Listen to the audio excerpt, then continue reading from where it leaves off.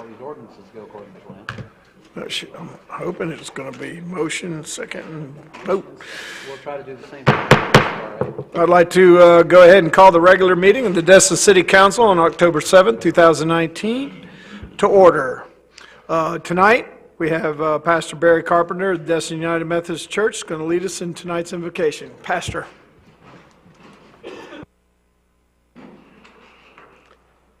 Let's pray together. Sovereign and gracious God, how happy we are and thankful for the privilege to be here tonight and to be in the presence of these public servants and people who care about this city. How blessed we are to live where we do and to enjoy the blessings we have. Often we don't take things for granted that you've given to us. We don't take each other seriously as much as we should. Forgive us. Help us to value each other, value the people we work with and worship with, serve with. Thank you for life itself. We're here for but a short time, you know, and we want to make the contribution that matters forever. Remind us tonight that right now counts forever. What we do today, decisions we make, priorities we set, cast long shadows. Thank you, God, for being faithful to us and kind to us. Help us to have that kind of heart to other people. I ask you to forgive all of us of our sins as we forgive those who sin against us. And I pray this in the strong name, the beautiful name of our Savior Christ. Amen.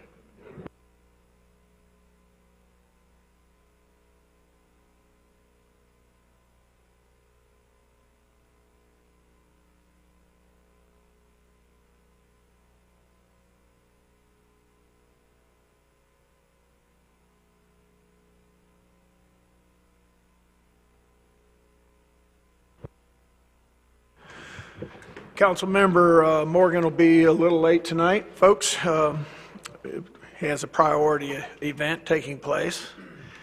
And our special presentation by Mr. Ronnie Bell from Waste Management. He's going to be running late. He's at another thing, so I'd like to maybe get a motion. Mayor, I'll go ahead and motion that we take 2B, which was Ronnie Bell from Waste Management, update on recycling and the rates, and bump him down to, Whenever he shows up. yeah, let's just set him aside, and then we can bring him on board when he gets here. And further, I'd like to set a couple items under my name, just brief discussions with regards to Heritage Park and Treasury, and then also an item B, which is regarding the second reading of the ordinance we passed on first, which was to move the election to November of 2020. Second. Got a motion, got a second. Ms. Ramswell. I actually wanted to talk about a few things that are listed under the consent agenda, and it's kind of hard. Can we pull essentially all the contracts from the consent agenda and leave? Ms. Ramswell, I think you have the right to pull it by yourself, any item you want, without a motion or a second. So if you just state it on the record, we'll pull them all aside. That's correct. There needs to be no motion for this. So all of them except, I guess, H, I, what else do I not need to pull? K, L. These ones you're going to pull? Those are the ones I'm not pulling. Okay, so We're pulling- just name the I'm- ones you want to pull. Just go right down the list. Okay, A, B, C, D, E, F, G. That's it. Ms. Ramswell, you're pulling for discussion, right? Yes. Okay. All right. And Mr. Mitchell? I don't need anything. I was going to pull some things, but that's just been covered. All right, so we have a motion. The motion is to recognize Mr. Bell when he gets here as a presenter. And then put my two items under my name, that's it. And put the two items under Mr. Destin's name, and then the rest, we don't need to isn't part of the motion or the vote. So if there's any further discussion, seeing none, let's go ahead and vote on this motion.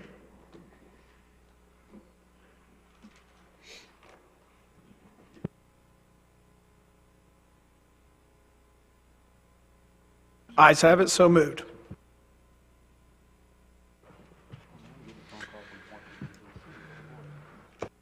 All right, so we'll move right on to, Kyle, did you have anything you wanted to add, or you stated what you had to state? I was going to say procedurally, the best thing to do would be when Mr. Bell gets here, let's get a motion from the council to add him to the agenda at that point after whatever item we're on. And then it'll just require a supermajority vote to add him at that point. Okay, sounds good. That's what we'll do. Thank you, sir. All right, let's move to item 1A, the approval of the minutes of July 10th, 2019 City Council Workshop. Motion to approve. Second. I got a motion, I got a second. Is there any further discussion? Seeing none? Votes unanimous, so moved. Item B, 1B, approval of minutes of July 1st, 2019 regular City Council meeting. Motion to approve. Second. Got a motion, got a second. Seeing no further discussion? Votes unanimous, so moved. All right, at this time, I got a presentation of certificates of achievement to Mr. Murray Casey. We'll go, Murray, you first, and then Mr. Dave Basilak second.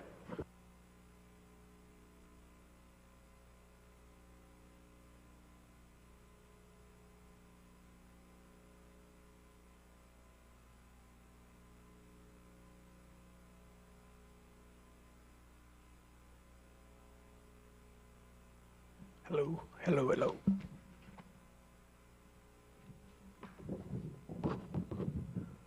Before I get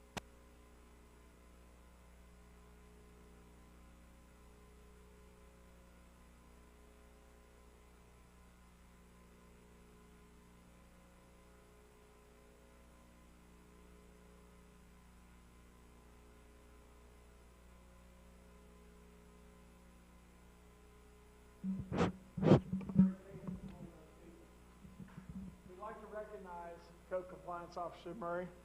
Is that one not working? I'm loud enough. For his actions on Thursday, September 12th, 2019, at approximately 1:45 p.m. while patrolling the beach near the Okaloosa-Walton County line, Officer Casey noticed a woman in the Gulf of Mexico in distress. She was on a float and having difficulty getting back to shore due to the strong current. While instructing bystanders to call 911, Officer Casey donned his gear, swam to the distressed swimmer, and was able to safely bring her back to shore. The woman was checked out by the Destin Fire Control District lifeguards and was medically cleared. Code Compliance Manager Joey Forgione stated, Officer Casey's quick action and life-saving efforts bring credit upon himself, the Code Compliance Department, and the City of Destin. And as a result, I want to hand Murray Casey's Certificate of Achievement in recognition for his fine service to the city, and especially to that lady on that raft. Thank you, sir. Thank you.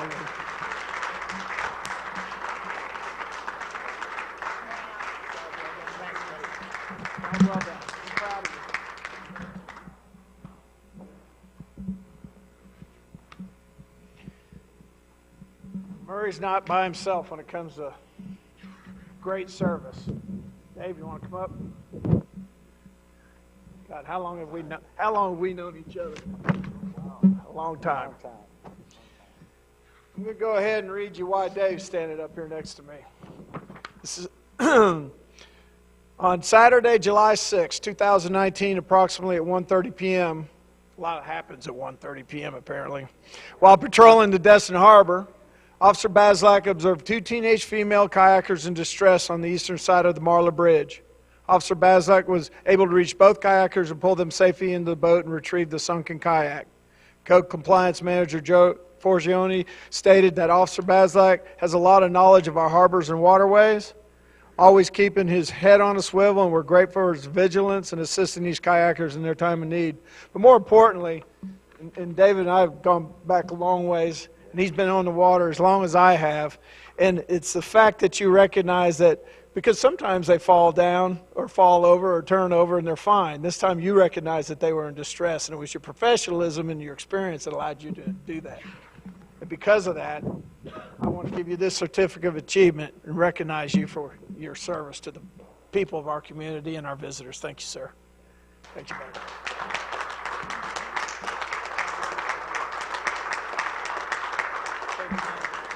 Serve us well.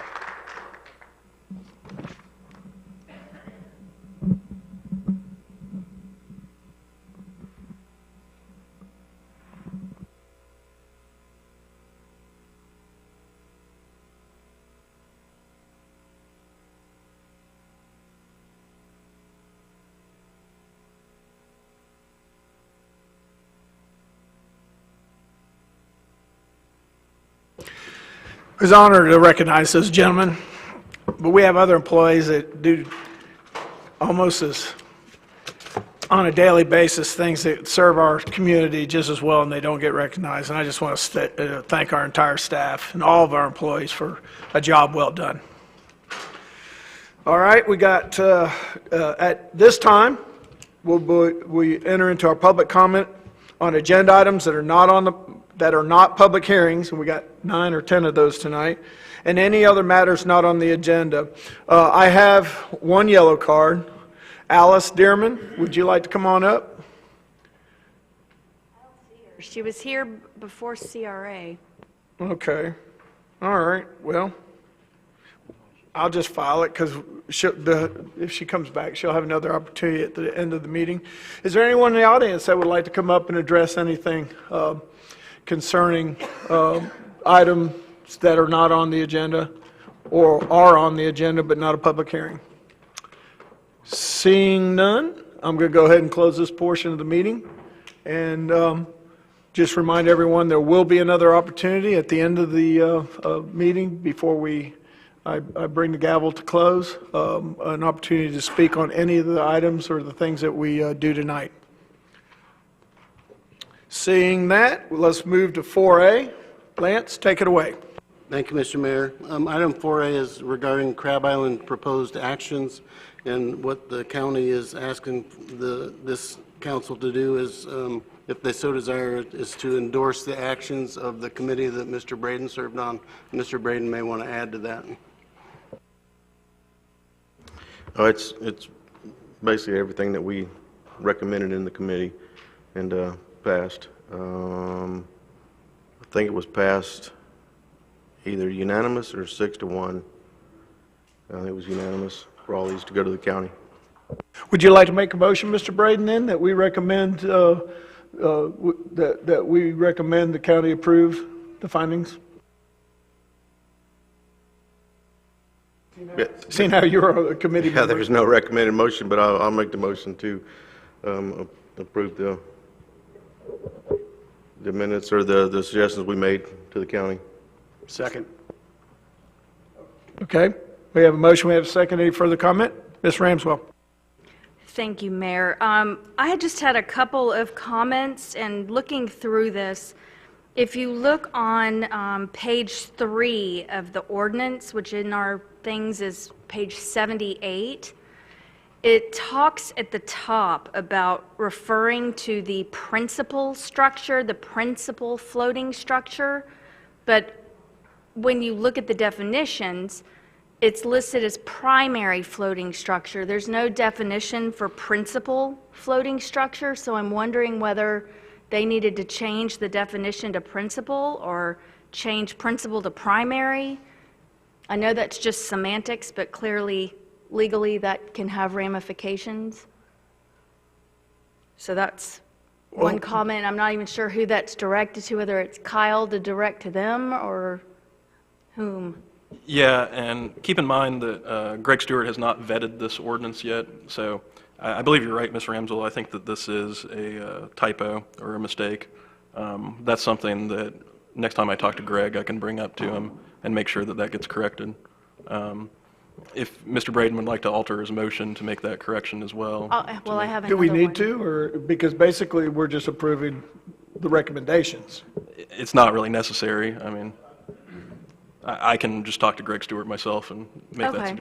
Well, and I noticed too, on page 5, it talks about the floating structures that are permanently moored as having alcoholic beverage prohibitions, and I'm wondering if they should also add in permanently and temporarily, because that could be another loophole for structures to temporarily moor, but then be able to drink, because it only said permanently.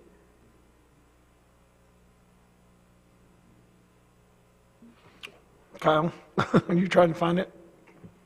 Yeah, I'm- Page 5 under 2A.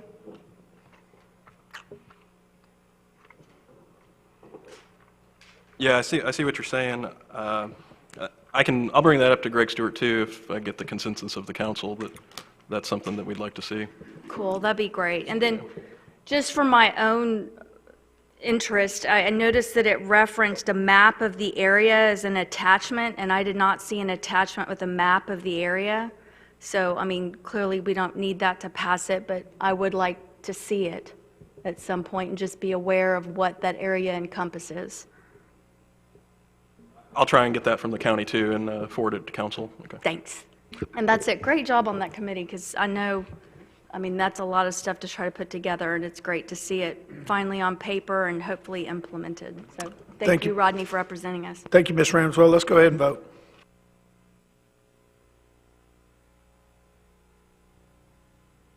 Ayes have it, so moved. Mr. Mayor, item 4B is regarding development review software update, combined with the request for public closure of Community Development Department on Fridays. And we have Mr. Warren and Mr. Zanguzzi to speak to those two items. Mr. Warren. Thank you, Mayor and Council. What you have before you is the latest update on the software project, and it is going well. It continues to progress forward on schedule. We have a tentative start date for November, December with our project team from Intergov. In the meantime, we have started the scanning project, and I'll hand it over to Mr. Zanguzzi from that aspect to talk about that part. Thank you. Good evening, Mayor and City Council members.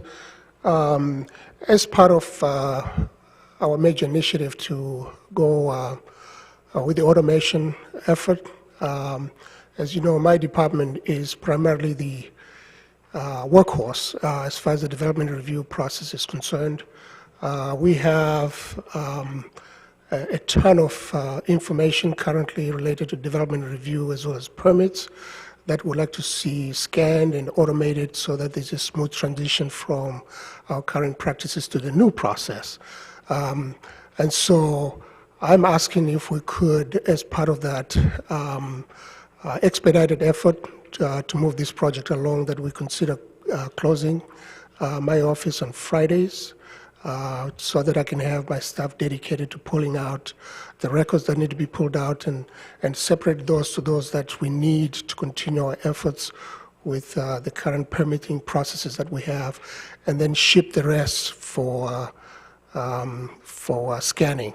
As you know, we hold records that go back to the inception of the city. That is a major effort that I cannot dedicate staff on an ongoing basis as they do work. And I'm looking at Fridays, given pretty much that things kind of go slow for us at that time. And I'm told by staff that previously folks do think we're closed on Fridays anyway.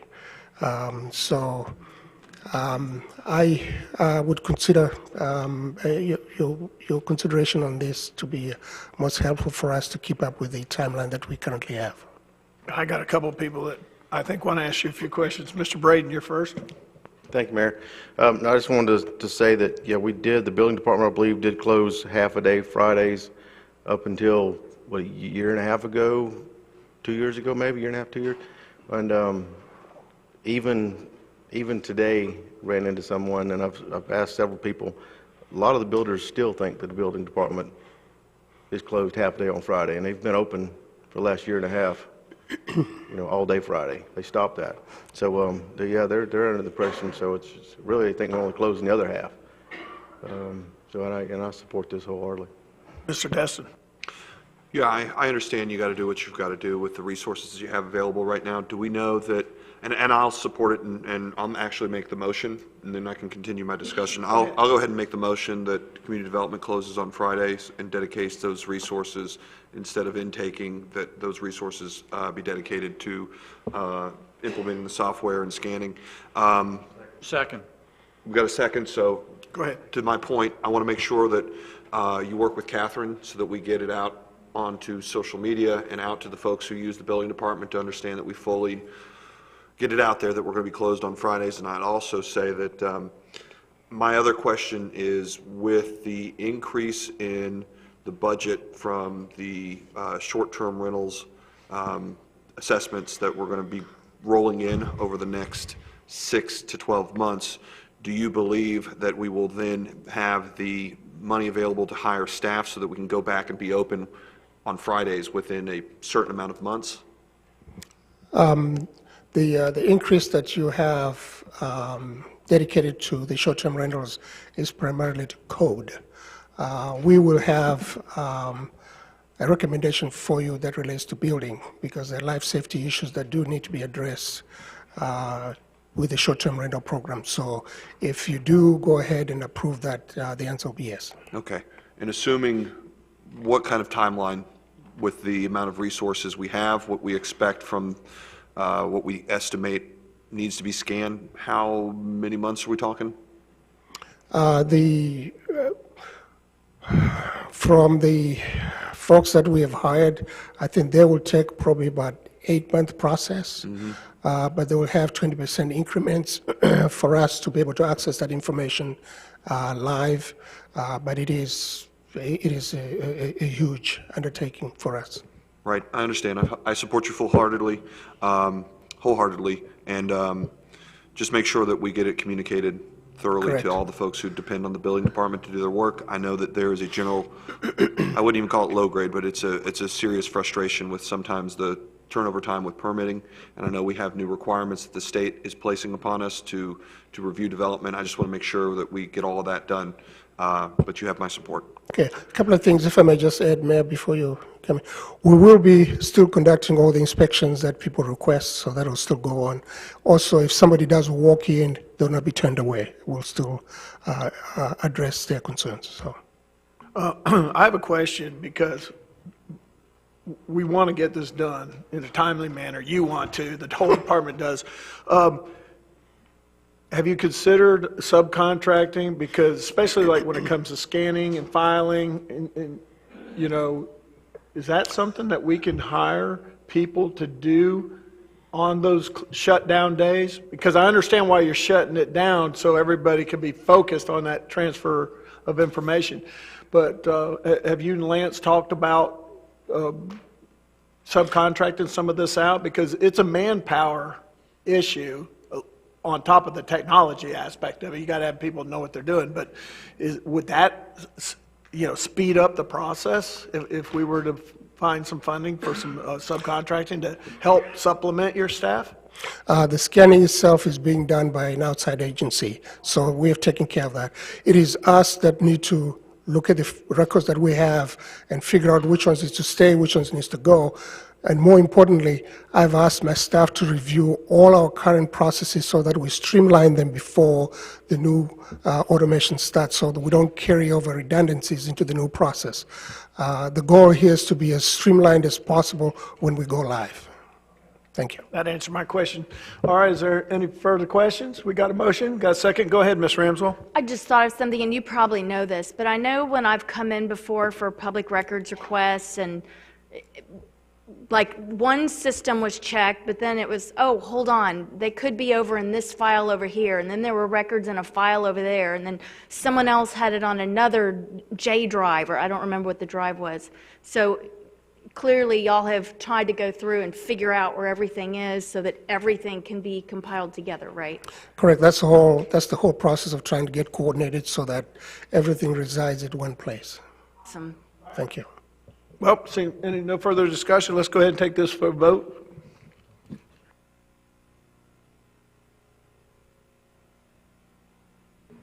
Ayes have it, so moved. And Ray, can you get Chatham set up on here?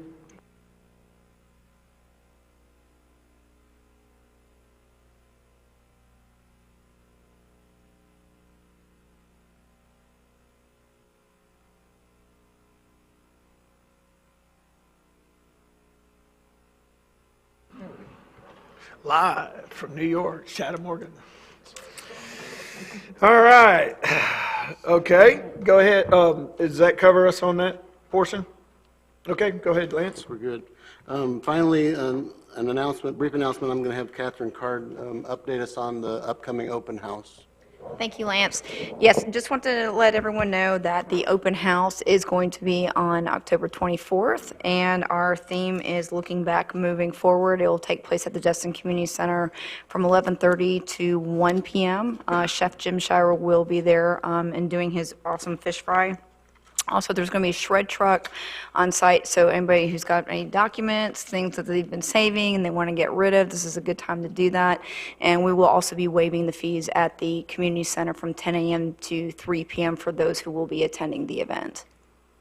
Ms. Ramswell, as Mayor Pro Tem, I'm going to be in Galveston that day. If you would like to open the open house with some words. Yeah, I've spoken with Catherine. I got it. Thank you for covering for me. October 24th, right? Thank you for covering for me, ma'am. Thank you. All right, is that it? That's all I have. Okay, Thanks. well, let's start the process here. We got a bunch of public hearings to address, and I hope that Mr. Bowman has a nice tall glass of water, because he's going to do most of the talking. And we'll just start with 5A. All right, here we go.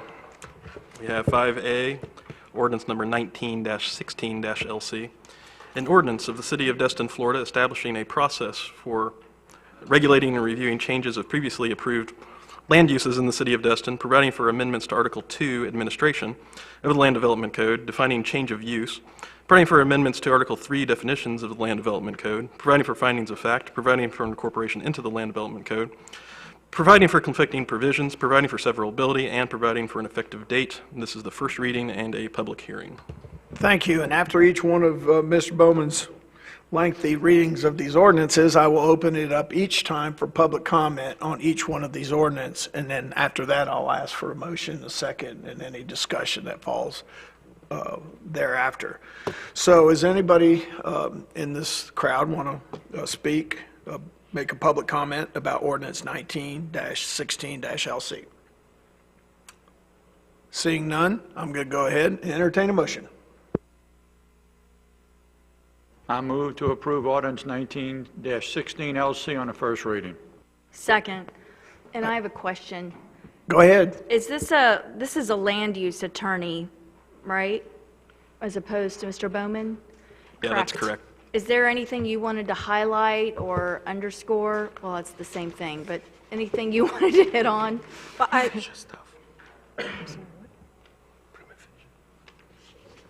Well, you all discussed this a couple of times before, but basically the goal is to require a permitting process whenever the changes of uses that are listed in the ordinance should occur.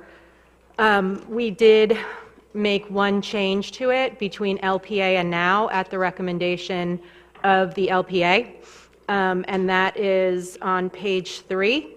Letter B, where it says prima facie evidence of change of use, and we put in some specifics that would basically constitute a prima facie case. And we did that.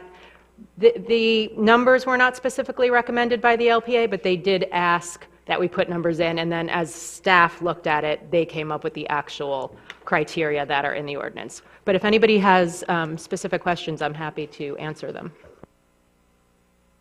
Seeing none, let's go ahead and take a vote.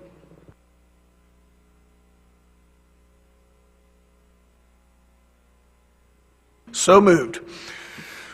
Mr. Bowman.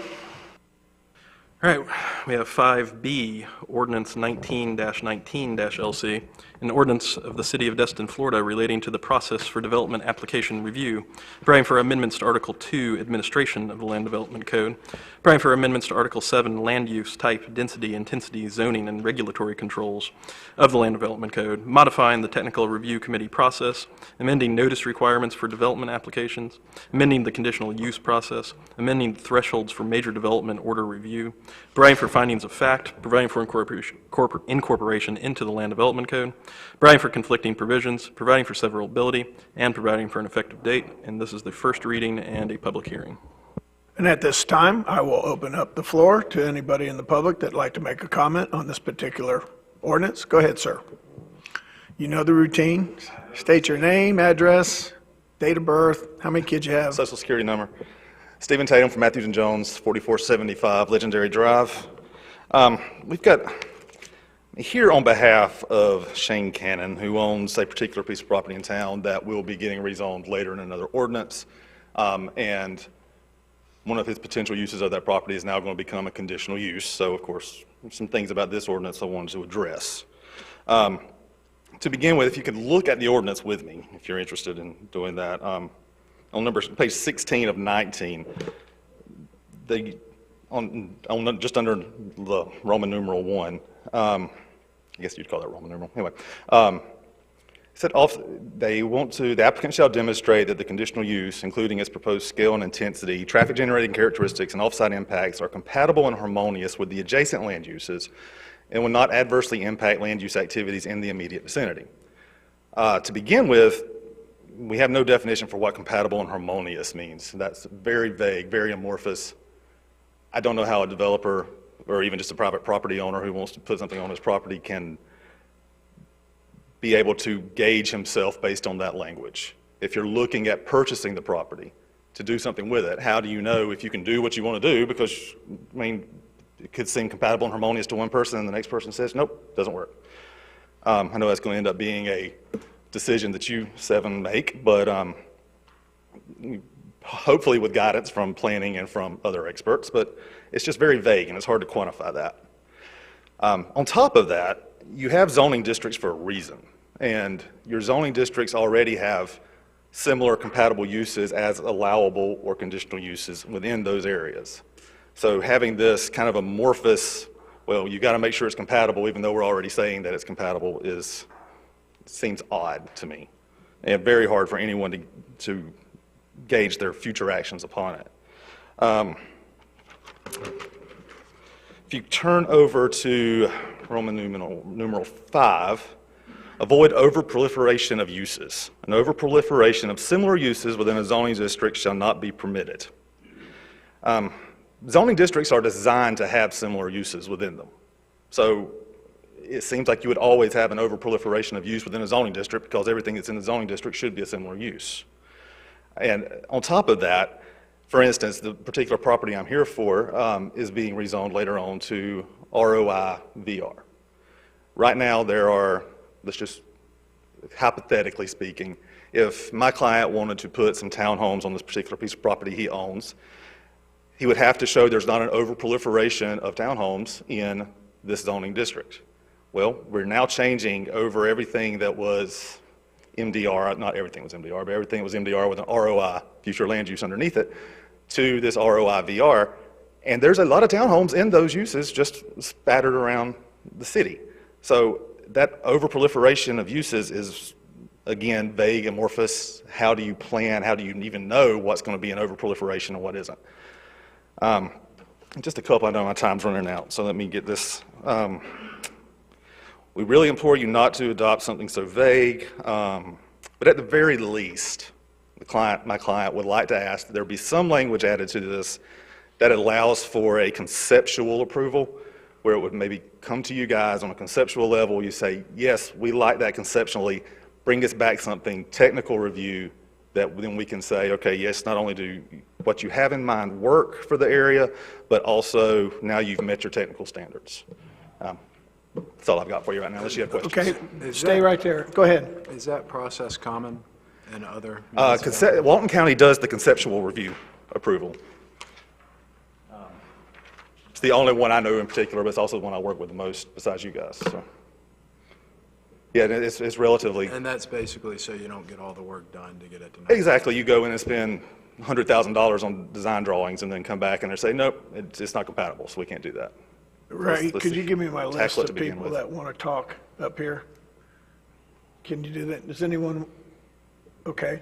Go ahead, Mr. Braden. I got you first.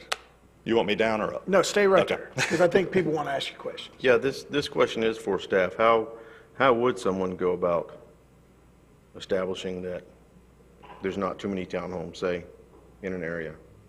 If I could just respond generally and answer that question in the mix. For one thing, the first thing I want to bring up is that this ordinance is legislative, not specific to anybody's property in the city. It does apply citywide, and as I discussed with Mr. Tatum, I don't feel it's appropriate to discuss any specific property in the context of this ordinance.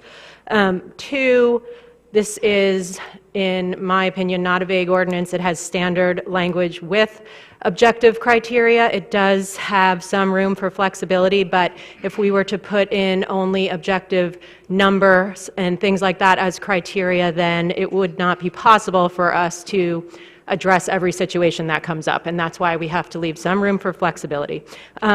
Three, I also, prior to tonight, had spoken with Mr. Tatum about the concept idea. That really, in my opinion, needs to be done at the staff level. To have the City Council approve a concept is problematic from a legal standpoint, because then we need to worry potentially about an equitable estoppel argument, which means if you give some kind of approval early on, they then proceed to spend money, they then could potentially sue us saying, what about this approval you gave us at the City Council meeting of October 7th, 2019. So I'm strongly opposed to that from a legal perspective. And finally, I will let Louis expand on this point, but as far as how would a developer know, we have a process that includes a pre-application meeting, and staff goes into all of the details with the property owner and developers before they spend any money, should the property owner choose to go that route. So I'm not overly concerned with any of those points for those reasons. Okay, thank you so much. You can sit down so you don't feel like you're standing up there hung out to dry. Just with Walton County, does the commission conceptually approve it? Yes, or is the it commission planning board? conceptually approves. Okay, thank you. Ms. Ramswell. Thank you. This is a question for city land use attorney or Louis, whomever's appropriate. On page 99 in our packet, under noticing, item 3, when it talks about abutter notices, it lists major deviations, minor deviations, future land use map amendments, etc., but it does not say development order amendments. Is that because any amendment is either a major or a minor deviation now? Correct. Okay, perfect. Thank you. Is that good? All right. Anyone else want to make a comment on this ordinance? Seeing none, let's go ahead and take this to a vote. Do you need to, I'll make a motion, because the I'm only sorry. reason I want to make a motion is because I want to make an amendment to the recommended motion. And if I get a second, then we can probably have some more discussion about it. But We didn't have a motion at all, right? no. No, so you can start it out? Okay. So I'll move to approve ordinance 19-19 LC on first reading, but I'd like to amend the motion. I'd like the conditional use approval to be at either the city manager, community development, LPA level. And then if I get a second, if we have some discussion, I'll explain why I think that might be more. I'll second it for discussion. Okay. I got a motion, I got a second. Anyone like to weigh in? Mr. Destin? Yeah, I understand some of the idea that maybe we don't, I don't know, trust staff, or I'm apprehensive to delegate the review authority from the council back onto staff, and this is just a respectful disagreement in the fact that I don't want to put staff, ultimately these change of use or any of these reviews do have significant public policy or quality of life impacts. There's a political flavoring to every single one of these decisions that would be made at a staff level, and that bothers me to a degree because we have gone down that road in the past, and I don't want to put our staff in the position of having to make these decisions, because at the end of the day, their job is to implement.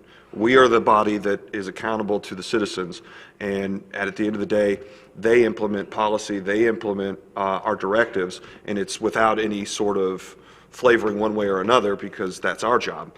And I don't want to put them in that position, and the only way that we can keep this process still accountable and transparent is to keep this elected body involved in it, and for those reasons, I wouldn't support amending it and handing it back down to the staff level. So I'm a hard no.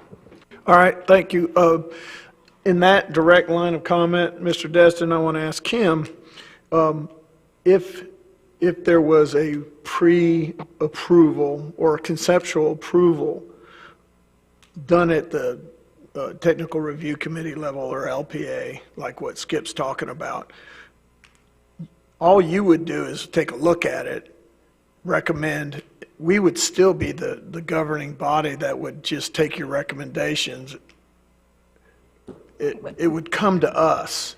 Well, it depends how you draft the ordinance and if you change it. What Mr. Overdeer is suggesting, Councilmember Overdeer is suggesting, is that we change the ordinance so that it does not come to council for a conditional use approval. That was your recommendation, right? Our recommendation was that it does come to council, but Mr. Overdeer is suggesting that it be changed to either go to LPA, which currently is a recommending body only, so this would be a change. LPA would become a final decision maker if you went that route, or he's suggesting it go to the city manager or city manager's designee, which would probably be Lewis. That's why I asked the question, because I was a little bit confused. Yeah, no worries. Was that your intent? Well, yeah, my only concern is, and I see us as, and I think Parker and I agree to a certain extent on some of this, and maybe it's just my concept of how this whole system kind of works, but I see us as the legislators, and we legislate, we give them all the comprehensive plan, we give them the land development code, and we give them ordinances such as this one,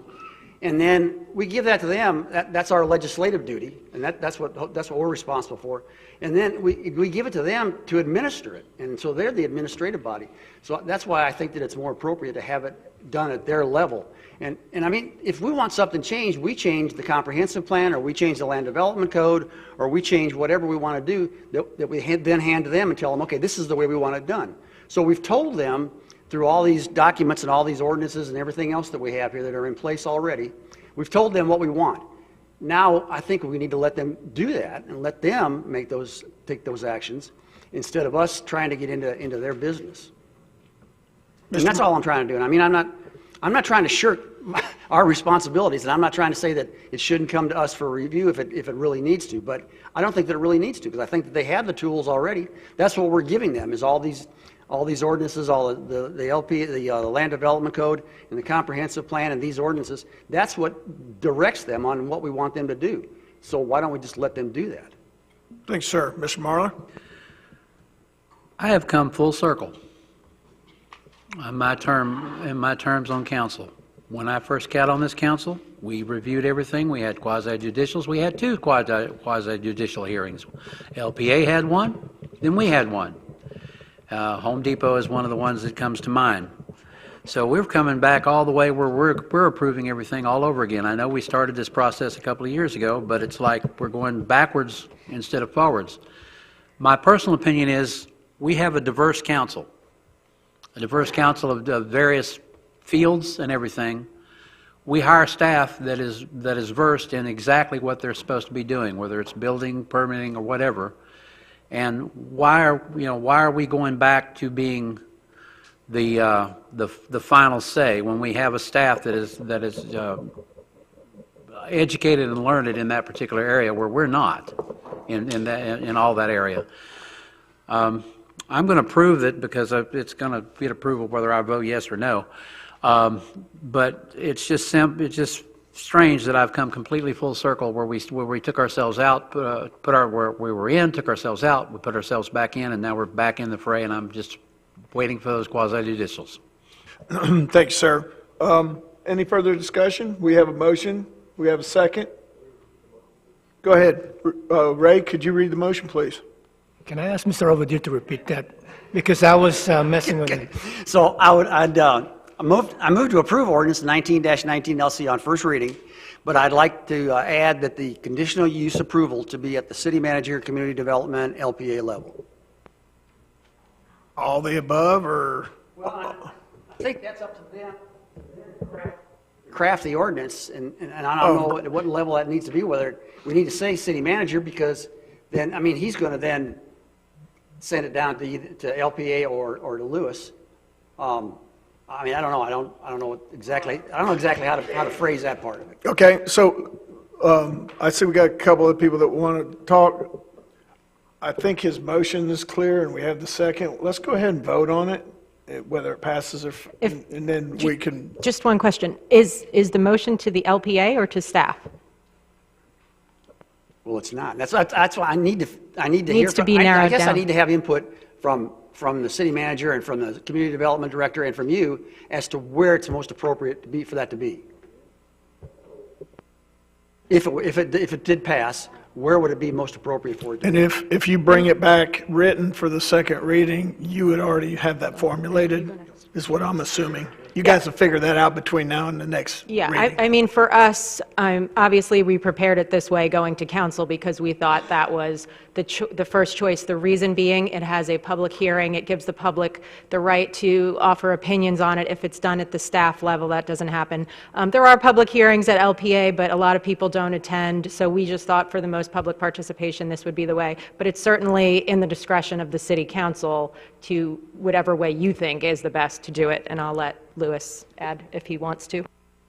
I completely agree with what she said. The other thing to consider is that most of the projects that do come to you at that level have major policy implications, including expenditure of resources with respect to roads, infrastructure, and so forth. So they are big items that do need the highest level of attention from the highest body in the community.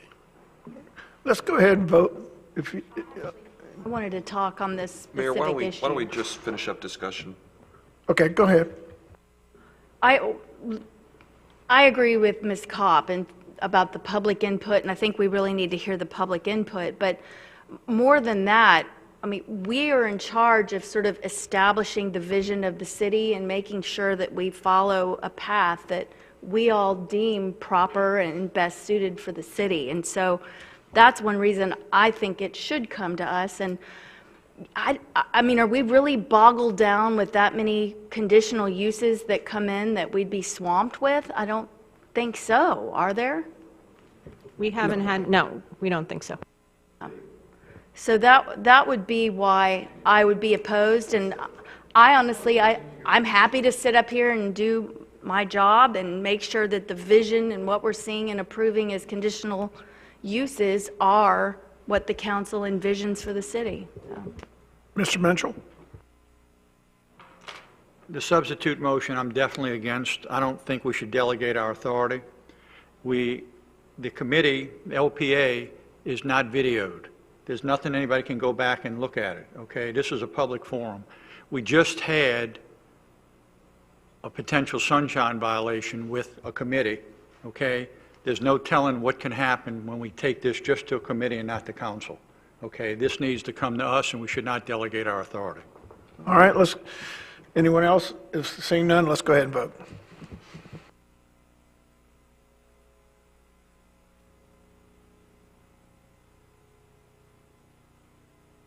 Do we have a substitute?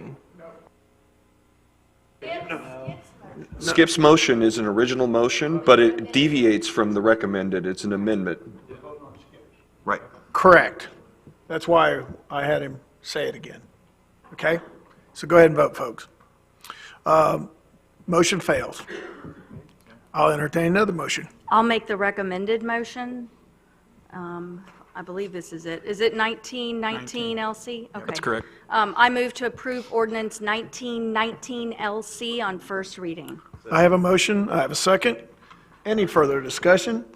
Seeing none?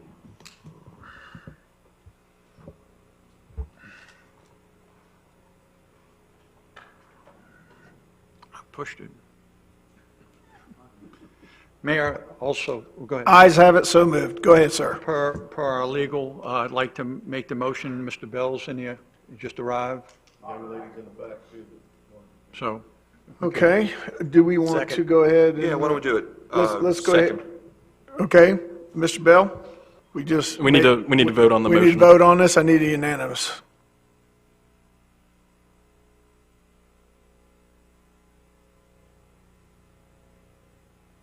There you go. Unanimous. Come on up, Ronnie.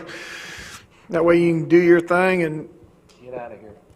well, plus what you got to talk about, we have on the consent agenda, so you'll clear up a lot of ambiguity and questions right here with your presentation. Thanks for coming. We will try, Mayor.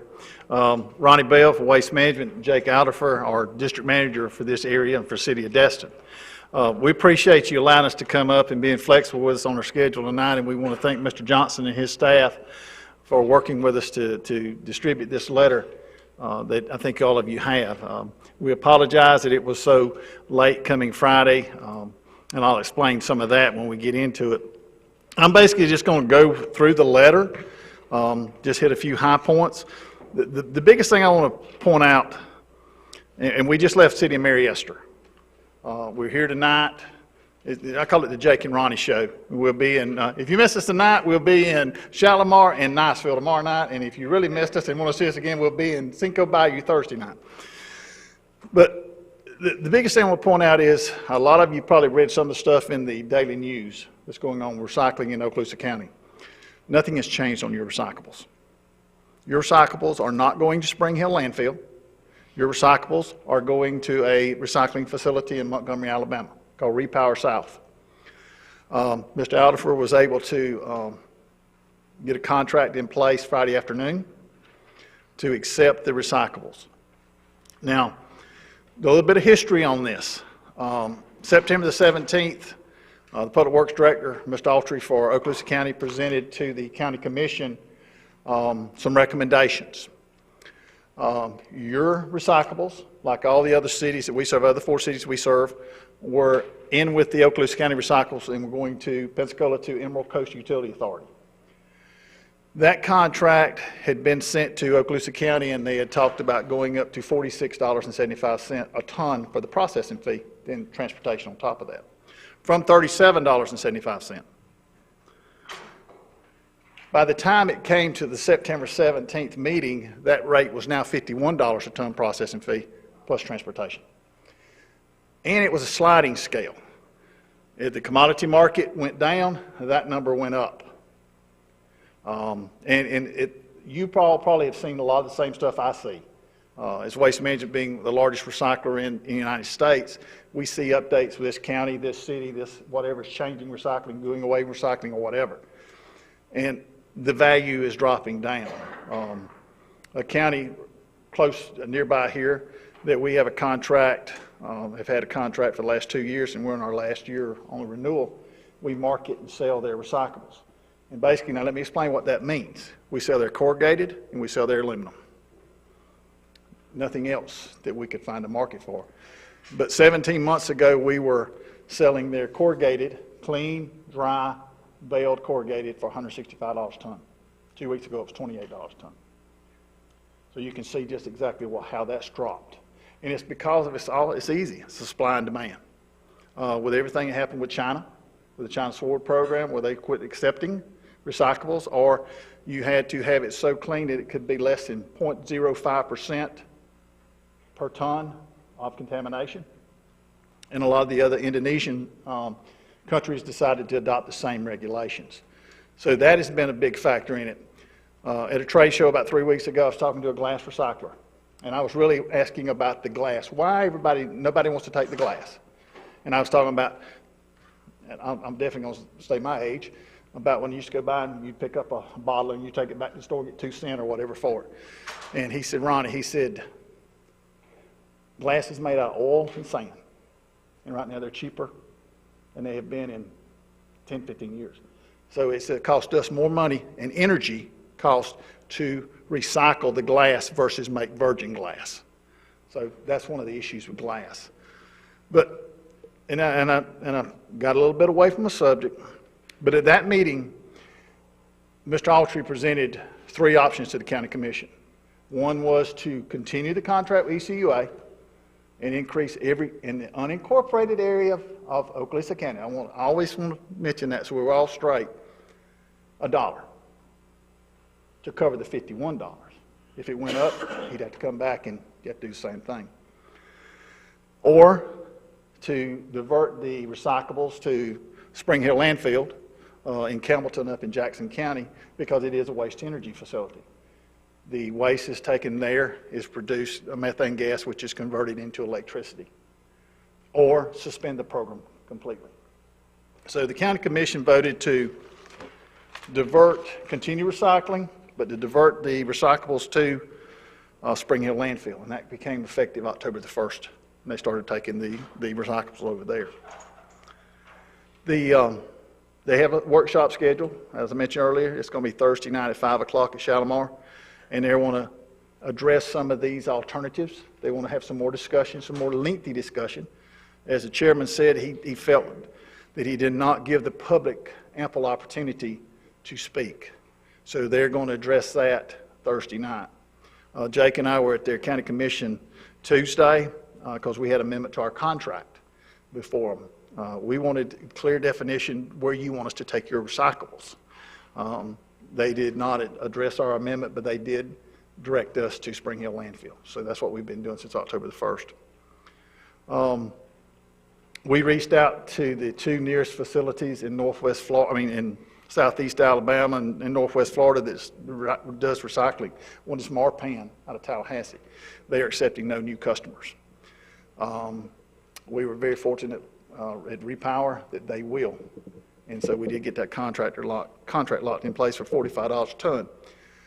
But the all-in price was $111 a ton because of transportation cost. And that's at the $45 a ton.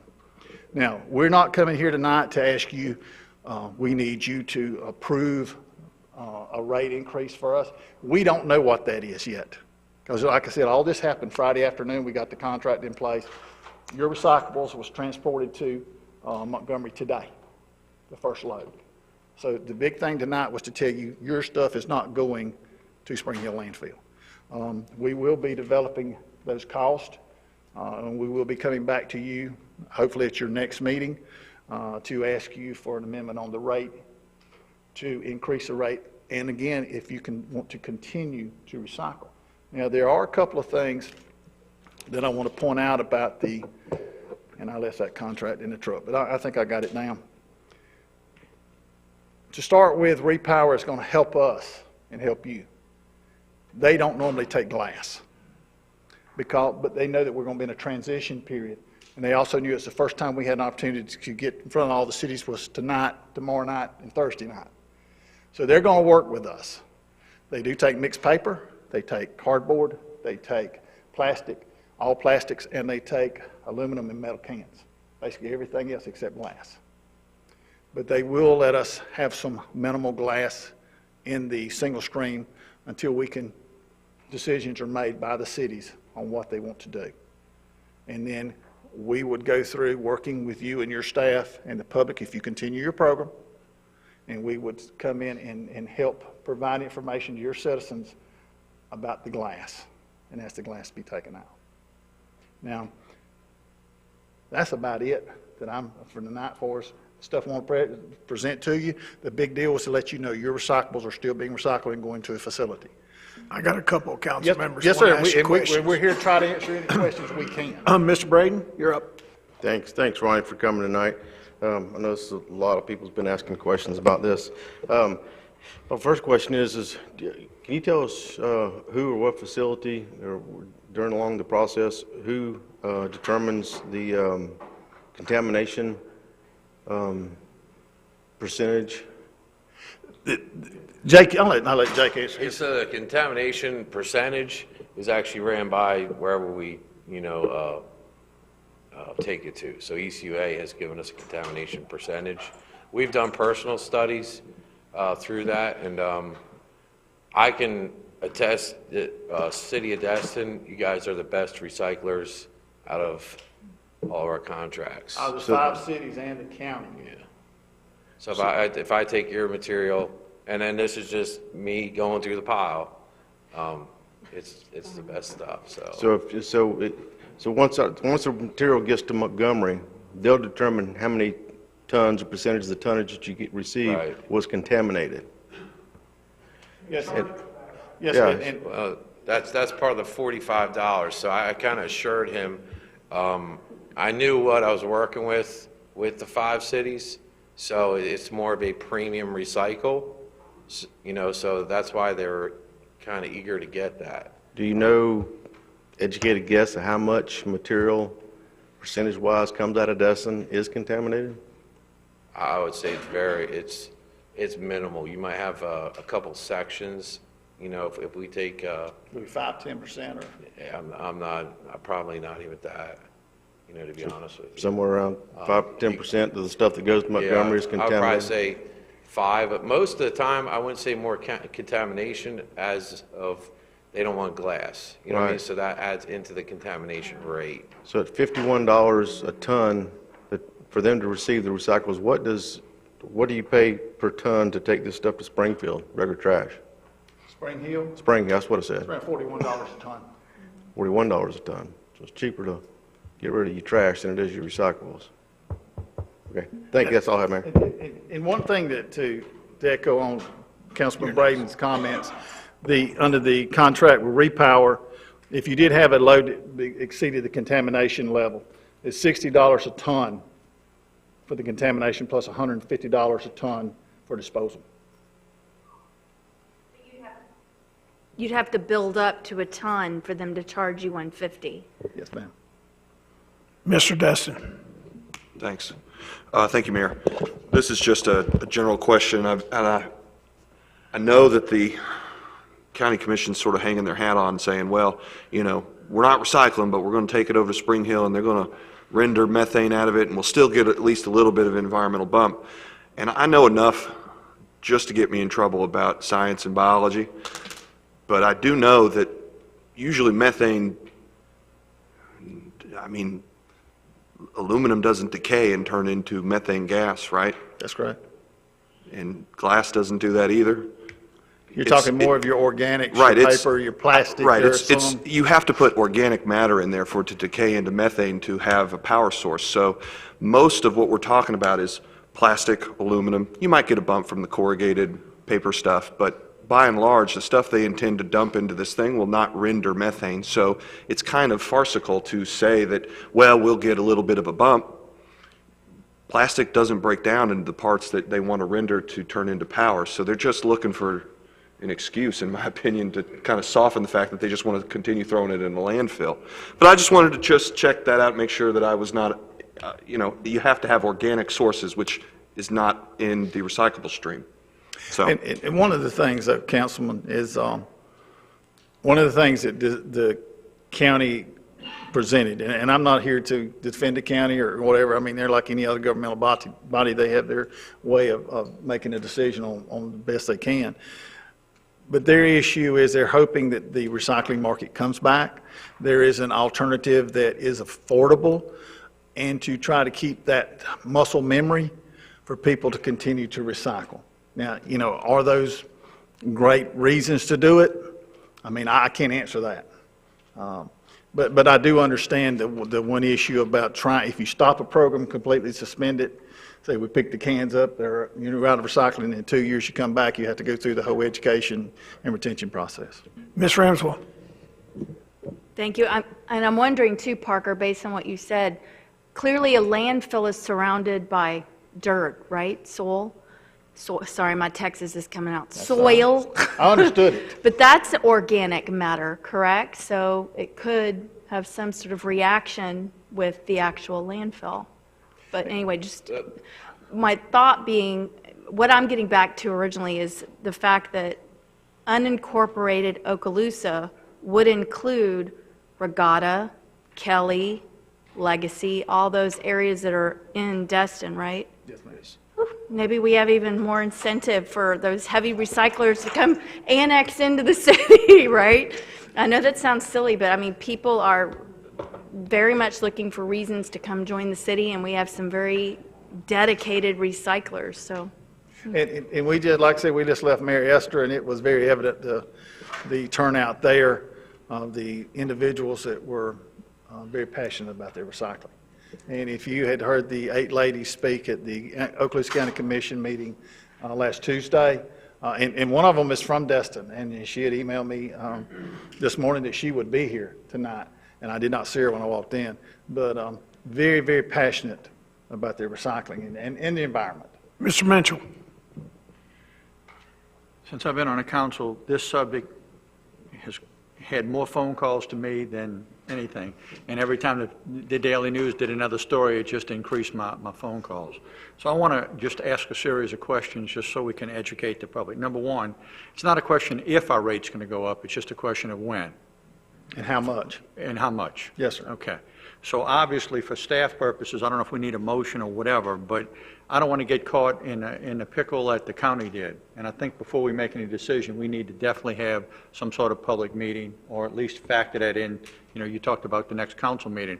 I don't want to make any decision with a lot of without public input, so I don't know how we want to do that. But we certainly want to give advertise the fact that we're going to be discussing that and allow the public to come here, okay? Because I don't want to get caught in that. If we opted not to pay, would basically be in a situation that the county is in now. They'd collect the recycle can, but in reality, it really wouldn't recycle, correct? That would be up to the council. You know, like I said, the county has chose to leave the recycle cans If we out. didn't pay the extra money, if we opted not to pay the extra money, We'd okay, pick the recycle cans up. you wouldn't use them at all? No, if you say Okay. we're basically, you're saying eliminating the program. Right. And see, that was one of the options that the county had. If they'd eliminated the program, the yellow top cans would have Or been if we picked took up. the option they did, would You would continue recycling, nothing would change. Right, okay. Switch the tops and have an additional one for trash. Yeah. Could do that. Mr. Destin, last comments? Yep, last comment. Ronnie, I know we're going to have to discuss this more in the future, and the question is increase, and by how much and what degree. Can we also discuss options with regards to not exclusively using single source? I'd like to know if we do have options and leverage, because I don't like being in the position that Communist China tells us whether or not we get to sweep our own stoop and whether or not we get to take care of our country, and whether or not we leave something better than the way we received it to our kids. And at the end of the day, when we were young, we sorted our recyclables, and you got either exclusively glass or exclusively the paper products or exclusively the aluminum. And I know at least for the folks in Destin, the ones who are passionate about it, they will, if you tell them that we need to sort it to make this thing work out, they'll start sorting again. So let's kick around some ideas, because I know I don't think we're going to let go of this one. Okay. Thank you, sir. Thank you all. We appreciate you. Thanks for coming. Appreciate it, sir. We'll be in touch. Okay. That was refreshing. It's 7 o'clock. Let's go, let's try to knock out 2 more ordinances, and then we'll take a break at 7:30. Hopefully we'll be done by 7:30. Team.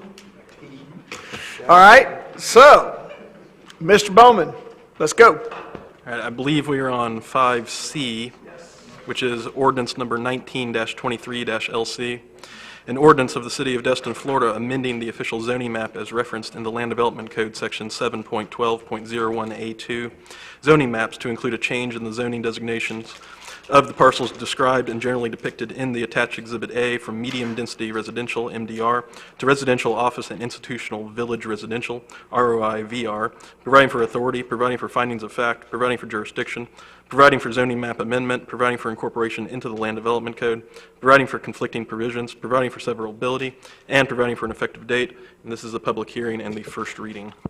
Thank you, sir. At this time, I'll open it up for public comment, part of the hearing. Don't look surprised.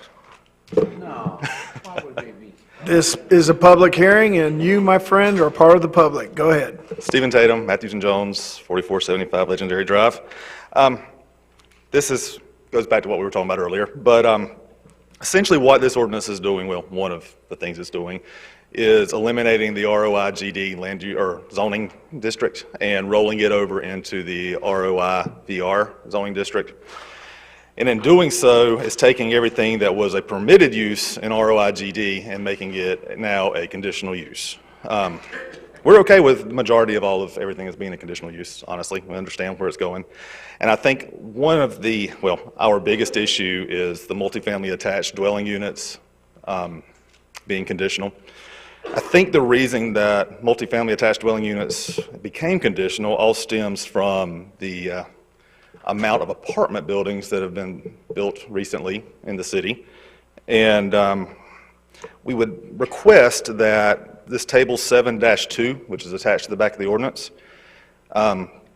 where it says multifamily attached dwelling be broken down into two categories, one being apartments, the other being all other multifamily dwelling units.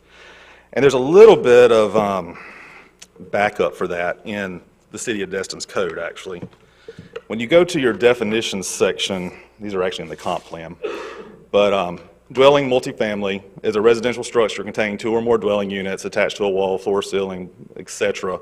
The term includes apartments, townhomes, duplexes, lockout units, triplexes, and the like.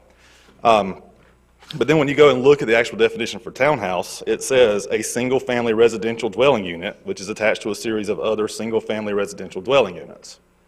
There's already kind of a mix-up there. What is it? Is it single-family? Is it multifamily? I mean, what is a townhouse at this point? So in order to rectify that, and I think to also take care of the biggest concern being apartment buildings, that we just break out this category on Table 7.2 from apartments, and then one line, one row saying apartments, and the other saying multifamily attached dwellings, all other multifamily attached dwellings. And I believe that takes care of the problem. And I wish Parker hadn't left, because I think one of his concerns with apartments was the, oh, you can hear me? Okay. Was the sense of ownership and pride that people get from owning something, and the apartments don't provide that. But duplexes, triplexes, townhomes do. And so that's the reason I think that that's a consideration that the council should make. Thank you. Thank you, sir. Is there anyone else that would like to step up to the plate? Thank you. Seeing none, I'll entertain a motion.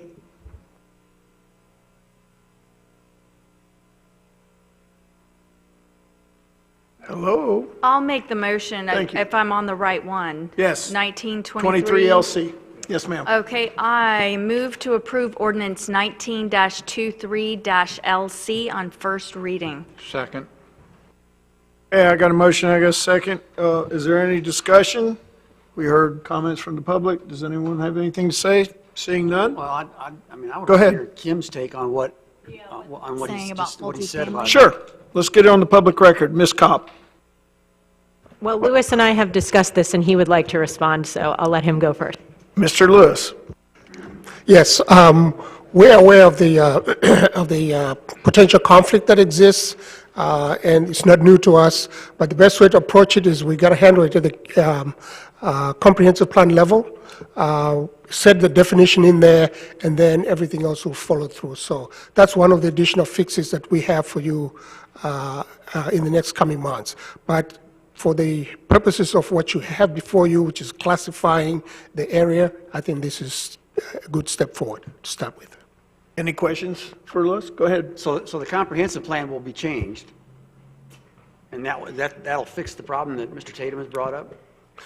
There is a definition in the comprehensive plan about what is a multifamily and what is a single family and so on. That's what we will fix so that we clearly indicate the levels of uses that are in there. It's a little confusing right now, and we're going to take care of that, and that will clear up the concern there is on the table. Is there a definition in the comprehensive plan at this moment that clarifies that? No, it's So we'll have to- contradictory. So we will amend the comprehensive plan, and everything else will follow? Correct. Is that Just to good? give you a timeline, you should be getting that in January, February, when we do the year. It's in the process already. Does that satisfy everybody's questions? Go ahead, Ms. Ramswell. Just a bookkeeping question. If you look on page 2 of the ordinance, there's a highlighted sentence about Lauren inserting parcel IDs. That's something that clearly needs to be removed. Yeah. Correct. Thank you. You guys better tighten up. Ms. Ramswell is on it. Thank you, ma'am. All right. Seeing no further comment, we have a motion, we have a second.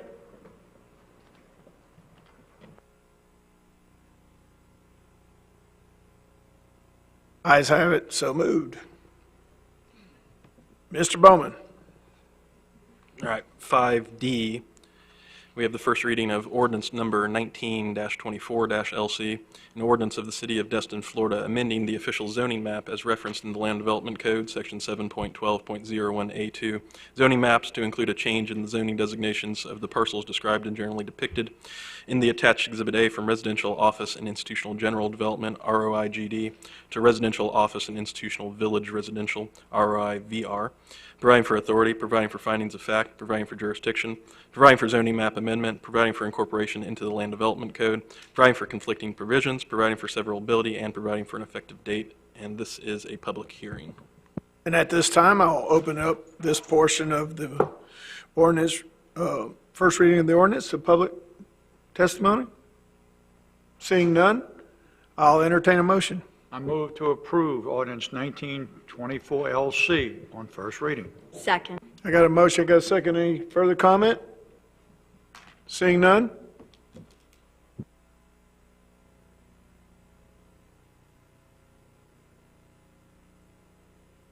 Unanimous, so moved. Thank you, everyone, for doing your homework. Kyle? Mr. Bowman, sorry. We have 5E, which is ordinance, hang on a second, let me get to it.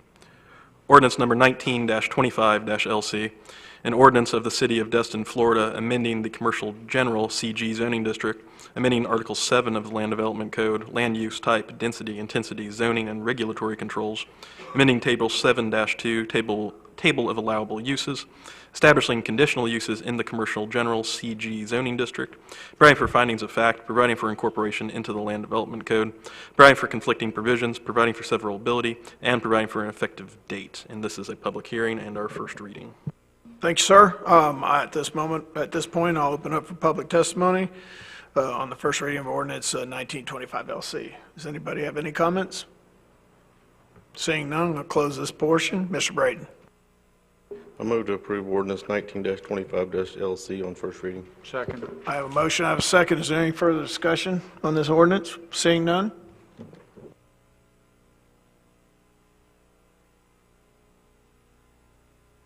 Unanimous, so moved. Thank you. Mr. Bowman. We have 5F, which is the first reading of ordinance number 19-26-LC, an ordinance of the City of Destin, Florida, amending the official zoning map as referenced in the Land Development Code, Section 7.12.01A2 zoning maps, to include a change in the zoning designations of the parcel described and generally depicted in the attached Exhibit A from institutional INST and commercial general CG to institutional INST only, providing for authority, providing for findings of fact, providing for jurisdiction, providing for zoning map amendment, providing for incorporation into the Land Development Code, providing for conflicting provisions, providing for severability, and providing for an effective date, and this is a public hearing. Okay, at this time, I'll open up this portion of the meeting for the public hearing of first reading of LC 1925, right? No, 19-26-LC.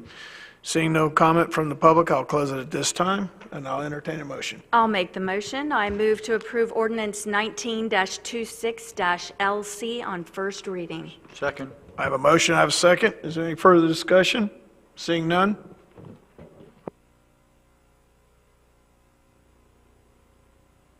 Your vote's unanimous, so moved. Thank you very much, Mr. Bowman. We have 5G next. This is ordinance number 19-27-LC, an ordinance of the City of Destin, Florida, amending the official zoning map as referenced in the Land Development Code, Section 7.12.01A2 zoning maps to include a change in the zoning designations of the parcels described and generally depicted in the attached Exhibit A from Commercial General CG to Town Center Mixed Use TCMU, providing for authority, providing for findings of fact, providing for jurisdiction, providing for zoning map amendment, providing for incorporation into the Land Development Code, providing for conflicting provisions, providing for severability, and providing for an effective date. And this is our first reading and a public hearing. Once more, I'll open up the public hearing portion of this meeting for the first reading of this ordinance.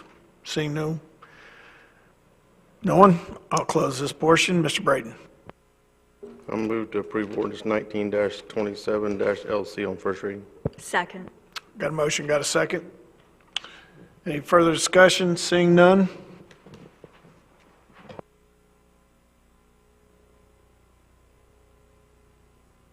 Unanimous, so moved. Mr. Bowman. All right, we have 5H, which is the first reading of ordinance number 19-28-LC, an ordinance of the City of Destin, Florida, amending Article 7 of the Land Development Code to eliminate the Residential Office and Institutional General Development Zoning District, ROIGD, and consolidate it with the Residential Office and Institutional Village Residential Zoning District.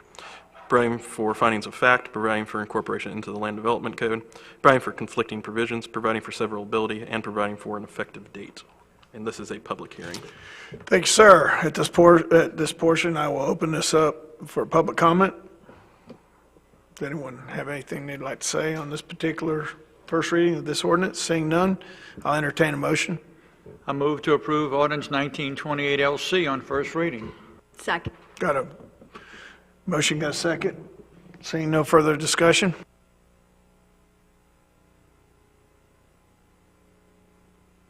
The vote's unanimous, so moved. Mr. Bowman.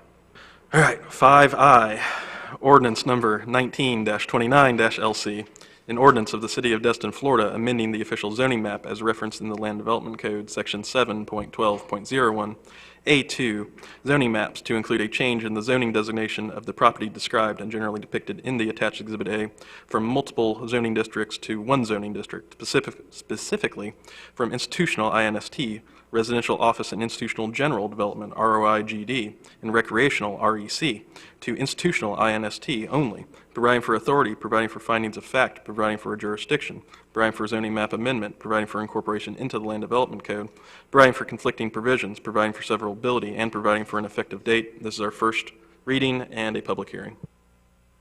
Okay, at this time, I'll open this up for public comment. Seeing none, I'll close the public comment portion of the meeting and entertain a motion. I'll make the motion. I move to approve ordinance 19-29-LC. Second. I have a motion, I have a second. Any further discussion? Seeing none?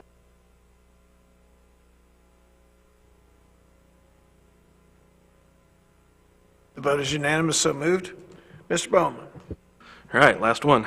5J, ordinance 1930-CN, an ordinance of the City of Destin, Florida, relating to livery vessels, providing for findings of fact, providing for purpose, providing for definitions, providing for a 12-month extension of ordinance 19-08-CN, temporary moratorium on livery vessel permits, directing staff to develop recommendations for regulation of livery vessels, providing for severability, providing for expiration of moratorium, and providing for an effective date. This is our first reading and a public hearing. I'll open up this portion of the meeting for public comment on the first reading of ordinance 19-30-CN. Seeing none, I'll entertain a motion.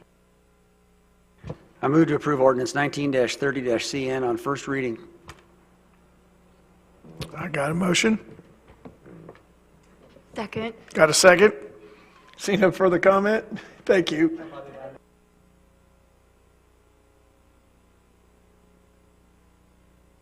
They don't have any candy over here, so everybody's kind of puckered up. We might have to break here in just a second for a cookie. Ayes have it, so moved. And at this portion, at this time, that's the last ordinance. We will take a 5-minute break before we get to the consent agenda.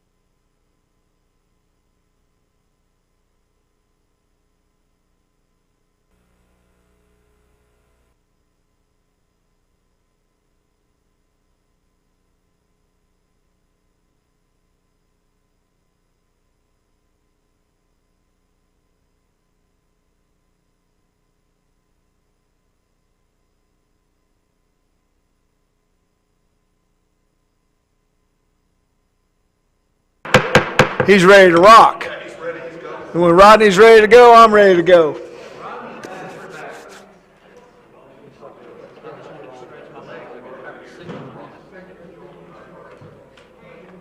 Actually, didn't have to go to the bathroom, I just need to sit and get off my ass. You know, every time I look at 3.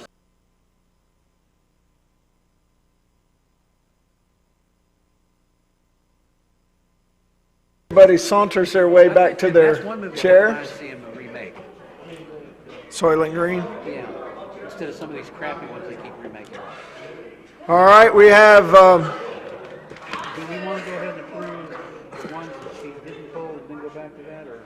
I'm going to ask the council. Ladies and gentlemen, can we go ahead and approve the items on the consent agenda first that haven't been pulled for discussion? And we'll go ahead and get that out of the way, and then we'll start at A and work our way down. Does that sound good? Okay, so I'll entertain a motion at this time on the consent agenda. Mayor, I'm going to go ahead and move that we adopt the consent agenda with the exception of A through G. Second. I got a motion, got a second. Any further discussion? Seeing none?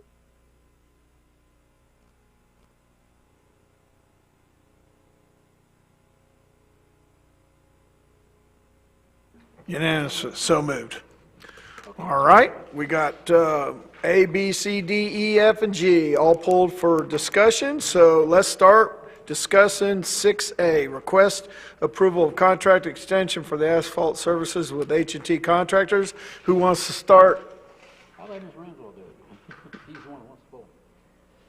Okay, so I guess my first comment is sort of a general one, and then I have some comments about various ones that we've pulled. Okay, let's just start with A, and we'll give Lance a ability to respond to it. And if, once we get discussing A, we'll go ahead and vote on A, and we'll just go right down B, next, C, D, if that suits everyone, fine. Okay? That's fine. Go ahead, Ms. Ramswell, on So, 6A. Looking at this, of course, the first thing I wanted to do was take a look at the contract and see what all it entailed, and there's no contract here. So it would be very helpful when we're extending a contract to know the terms and what's included in that contract. So that was sort of my first concern, was how can I intelligently approve a contract without really knowing what's in it and what we're getting, and are we getting bang for our buck? And Lance, do you want to answer that, or Michael? Well, I'll chime in. I do know that council tried to instruct us to get that attached, and I thought we had gotten that attached, so that's our mistake. I'm not sure what Michael wanted to add to that. We have the contract that we can get to you, the original contract for referencing, which you should have in order to approve this. with this particular contract, asphalt services, how often do we use them? And is it like a retainer? Do we pay them $400K up front? Is it just set aside and then used if and when it's necessary? Yeah, that contract is, they're our resurfacing contractor. They're actually working today and the next couple of days on Gulf Shore Drive and Restaurant Row. We resurfaced 5 streets with them this year, and we do pretty much about that amount every year, plus or minus. And we have $400,000 in estimated work was approved for this upcoming contract extension that you're requesting, correct? Yes, that was part of the budget process. Okay, on that one, that was generally my main comments and questions.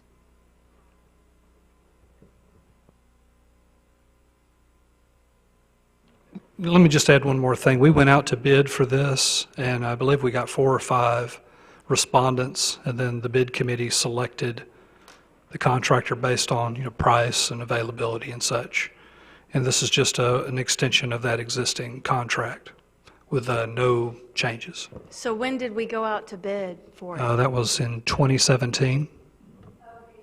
It says the continuing service contract, which was effective December 20th, 2017. So was that for 1 year?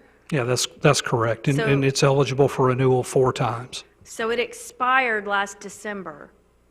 So we're now 9 months overdue? No, I think we're on time for this one. This one is the second renewal, I believe. Does it say this is the first renewal? So we're early. I have to go So back we and are check. 9 months. I don't have the ordinance. I mean, I don't have the contract extension pulled up in front of me. Okay.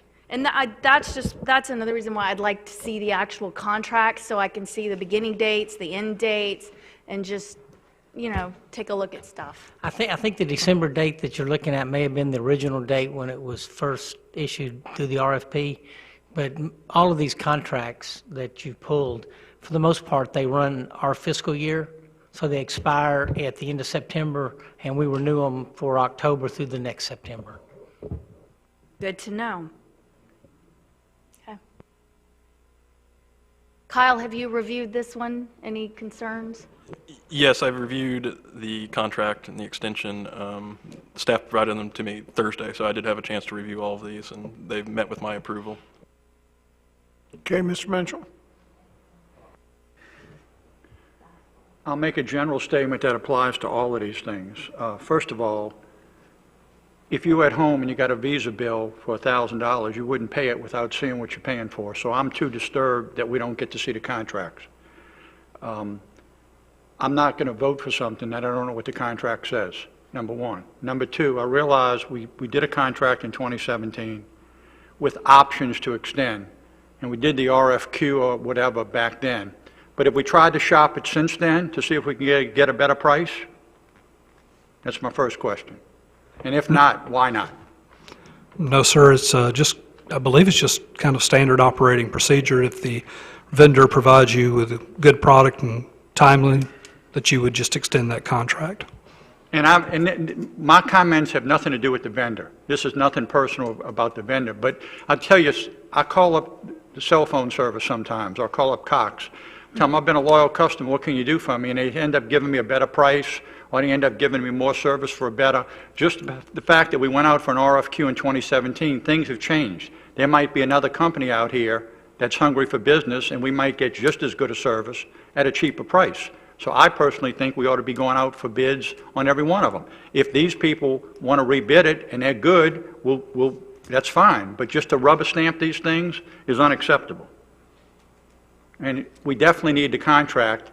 And I would basically, if it was up to me, I'd make a motion that we table all of these until the next meeting, till we get the contracts, we can read them and see what we're voting on.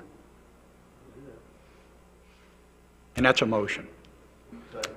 Let's take it one at a time, since we've got individual agenda items.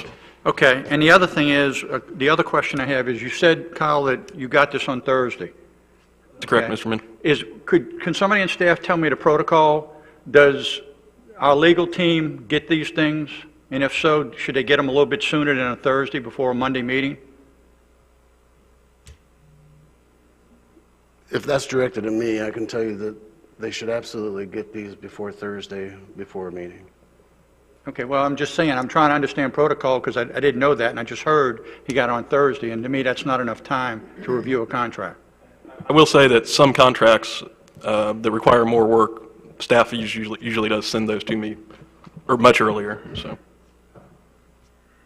And I will just chime in a little bit. These contracts were vetted last year by council, by our legal counsel, and met the terms then. So I still think that they should have been turned in earlier, but they were vetted last year by the city attorney.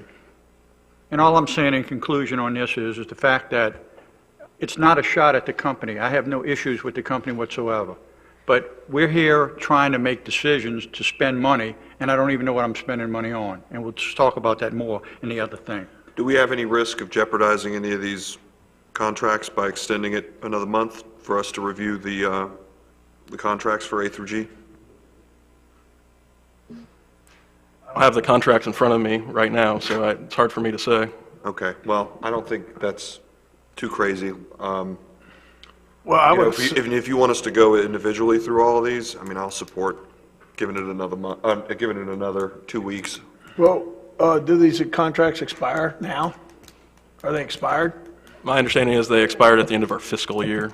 Typically, you know. Okay, so we don't have any contracts to even vote on, Well, they're, unless we extend them. they're expired, but typically there's an uncontracted period that, especially with municipal work, that you would, it's a grace period because of the way municipal governments work. Well, and I only bring it up just to make sure that we're not going to trigger something really crazy. But, I mean, these contracts are valid, or, I mean, are very valuable to the individuals who get them.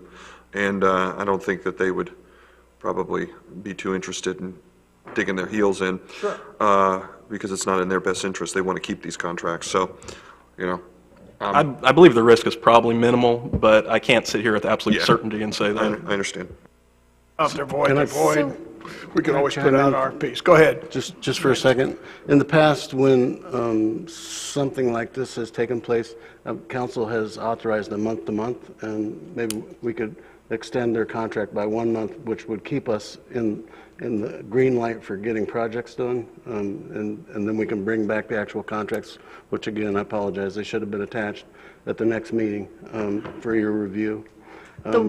The one contract that is in here, which we'll get to in a minute, actually did have a clause in there that said an automatic month-to-month.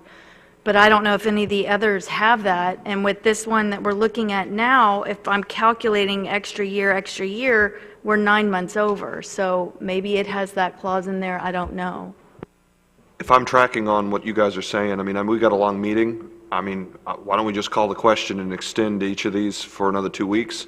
That'll give us time to chew through each of the contracts thoroughly, because I know you guys have legitimate concerns, and I'm happy to delve into them as deep as you want to, but I think it would be a bit premature before we have the contracts physically that in our hands to where we can really, really dig into them. If we can just postpone this till the next council meeting, we get the thing, but I do want to talk about 2 other contracts, even if we do go forward with this. But that's fine, just send us the contracts and we can vote on it at the next meeting.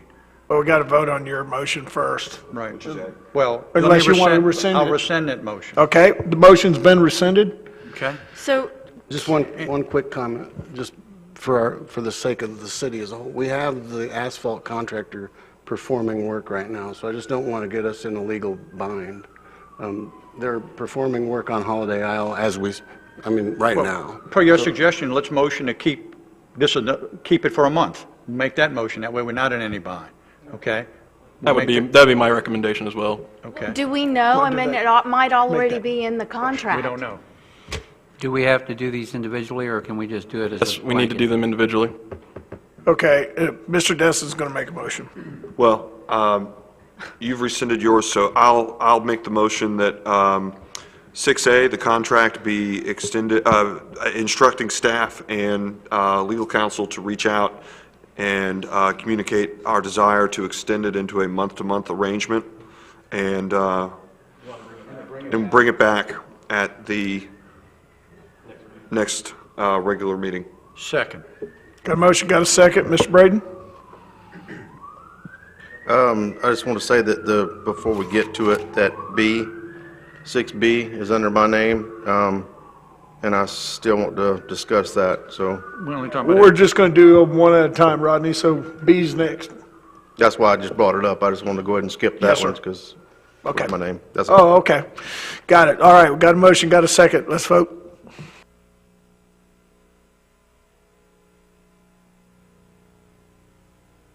Ayes have it, so moved. Can we clarify protocol? Yeah, that's what I was going to get to, Yeah, can Preble, we- because I think all Lance has been doing and Michael and the rest of the staff it's probably business as usual when it comes to these contracts. Right, And so let's just go ahead. I agree with you. If you'd like to make some comments, maybe Yeah. give them some direction on protocols.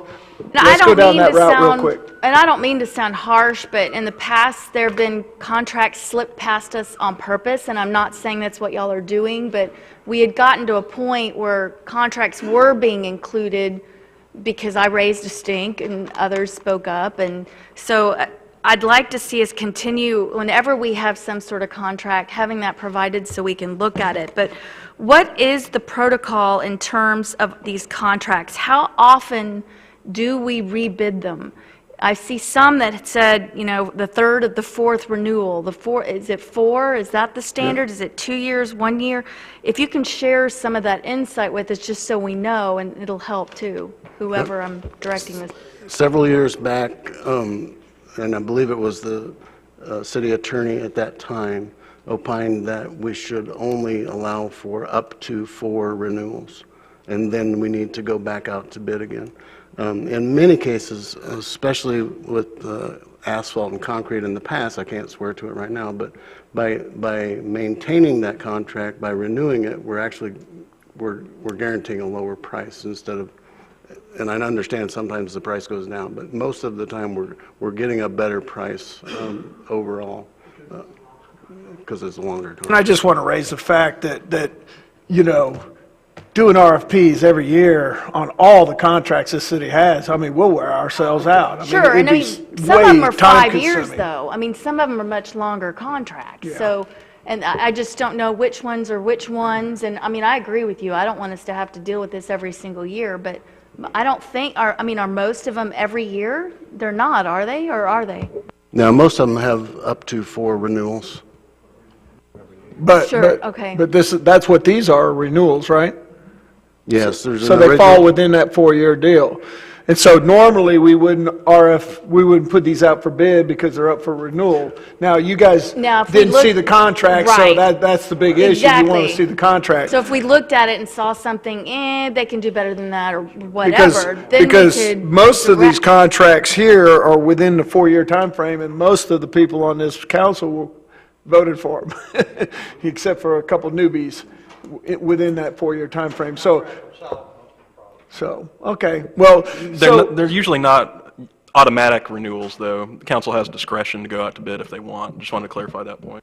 Well, and also we've experienced over the past couple of years some problems with some contractors. So there might be situations where we don't want to do an automatic extension. So what I'd like to hear from the council then is to give Lance some direction on how we want to dictate, how we want to do these.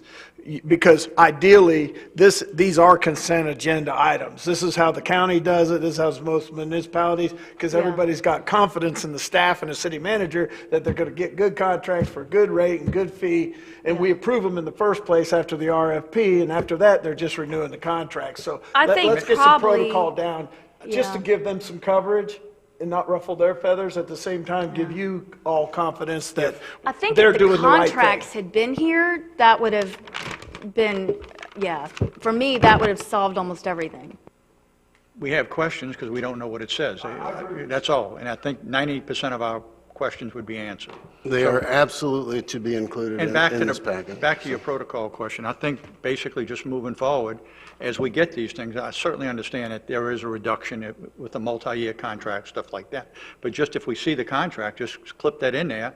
Then if we have a question, we question that one thing. And we could question it individually with our city manager or Michael prior to our meetings. Absolutely. And so we won't be discussing them on the dais. It'll be a consent agenda item and with the vote and approval. So I guess you got your marching orders there, Lance, so we don't have that. But seeing how we don't have the contracts, we will take these ones that have been pulled for discussion. Protocol Go ahead, sir. suggestion. It's not so much the contract, but as example with the pause thing at the last council meeting. It's not that we didn't want to give them the money, but I had to ask for the report. That report should have automatically been included. It's not a contract, but we at least need to see what we got for our dollar value. So those are the kind of things, those supplemental reports need to be supplied in addition. Got it. All right. Go through B through G. Yeah, I was going to take, I'm not going to skip one there, sir. Let's go with 6B, request approval of contract extension for concrete services with Hayes Enterprise. Mr. Braden, I knew you wanted to talk about that after the fact, but we did pull it for discussion. Yeah, I wanted to see if we could make some changes to that contract. I don't know if we need to, if we do make the changes or if it's something beforehand. We can go ahead and talk about it now if you want. The issue is the sidewalks that we're building today these 6, 8, 10-foot wide sidewalks. People are driving on them, parking on them. The man has the contract and is redoing the sidewalks. He's driving on them with his trailer full of concrete. And these sidewalks are not designed for that. And I kind of toss around with staff, and we're not going to stop people from parking on them or driving on them. So I think we really need to change our specs on the contract on how these sidewalks are poured. And some of the suggestions that I would have is, I don't have the contracts, I don't know what they are or, right now, but I would recommend that we change the contract on the concrete. Instead of being 3,000 PSI, it'd be 4,000 PSI. In any sidewalk, 6 foot, 8 foot, or 10 foot, has to have 6x6 wire put in it.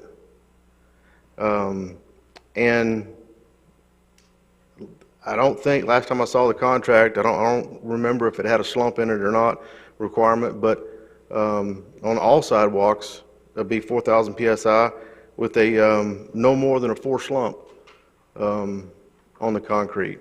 And the slump is the amount of, predicts the amount of water that's put in this concrete. The higher the slump, the more water's put in it, and the weaker this concrete is.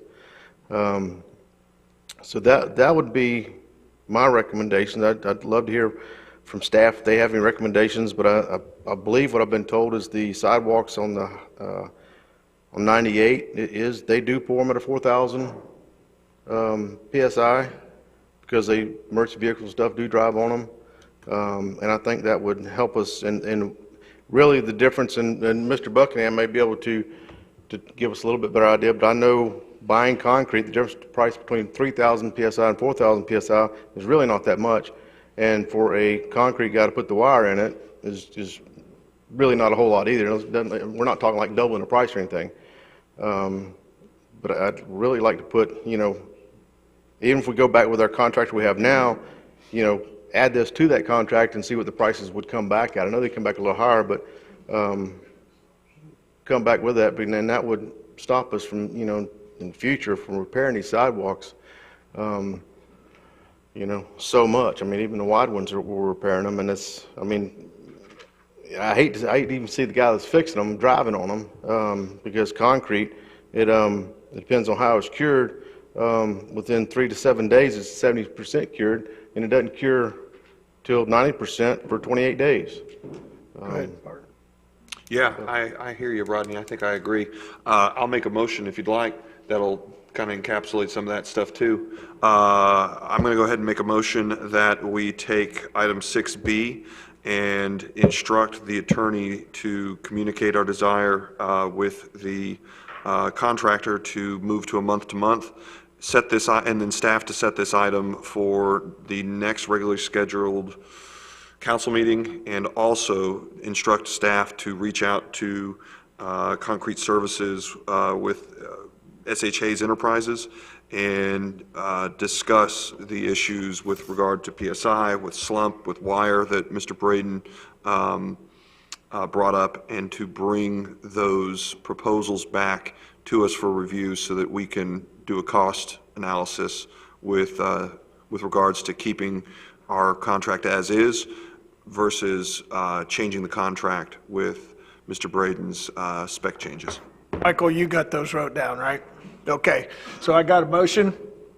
Got a second? Second. Got a second? No further discussion. Let's go ahead and vote on that.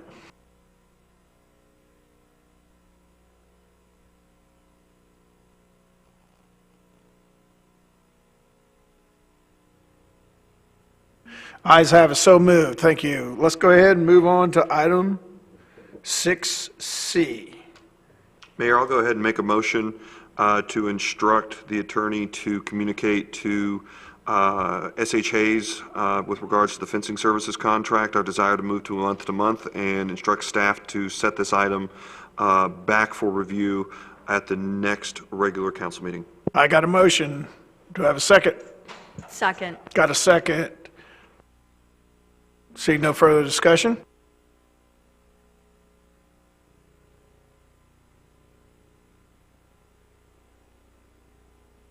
We're on a roll. Keep going.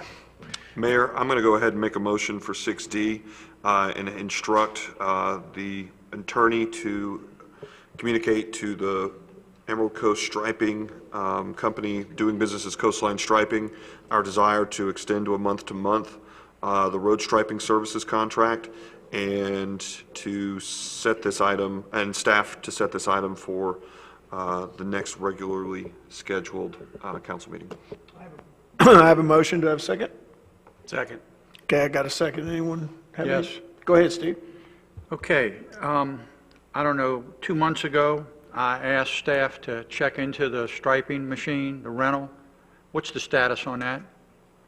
We did get some price, some price quotes for equipment like that, and it ranged from trailers from $60,000 for thermoplastic to a vehicle, a paint truck, and thermo truck.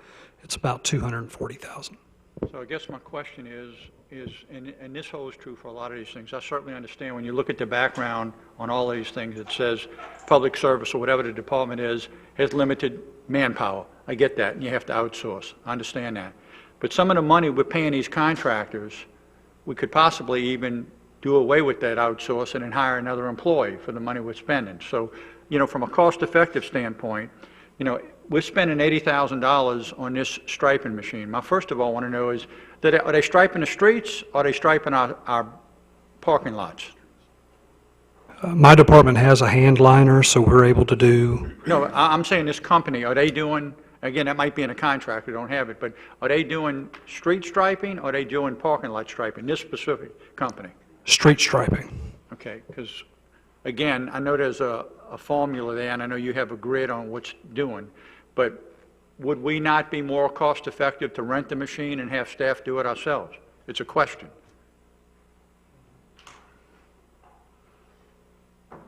Would we be able to do more with this, for the same amount of money if we tackle this ourselves? That's something that I would have to research, but historically, I mean, coming from Columbus, Georgia, where we had our own striping crew, we had about 2,500 lane miles to stripe, and here we only have 79. And most of them on stripe. We got a long list of things that need to be redone. Yes, sir. The audit that I sent you all a while back, I believe for Category 3 streets, which are in need of restriping, there was about $700,000 worth of work on those streets. And then for the Category 2s that will be Category 3s at some point down the road, almost $1 million. More than we can afford. I'm just saying, but would we get more if we try to tackle this ourselves? I realize with the limited staff, we'd be robbing Peter to pay Paul. We use staff for that, they're not doing something else. Just trying to. But wouldn't a yearly salary and then the machine, which you said was 60 to 240, I mean, wouldn't that be worth it rather than spending 600 and close to $1 million on all the striping projects you're saying that we need done? Well, the striping projects would be phased over several years, but, you know, the salaries for a couple of public services technicians would probably, and benefits probably, be over $80,000 a year easy. I'm interested in the question, so I'll amend my motion to include an instruction to Mr. Burgess to do that analysis, and Or Bragg do the analysis? whomever really wants to jump on that one within the staff, you're instructed to do so and bring it to us at the next regularly scheduled council meeting so we can chew on it. Cool. Got a motion, got a second? Let's go ahead and vote.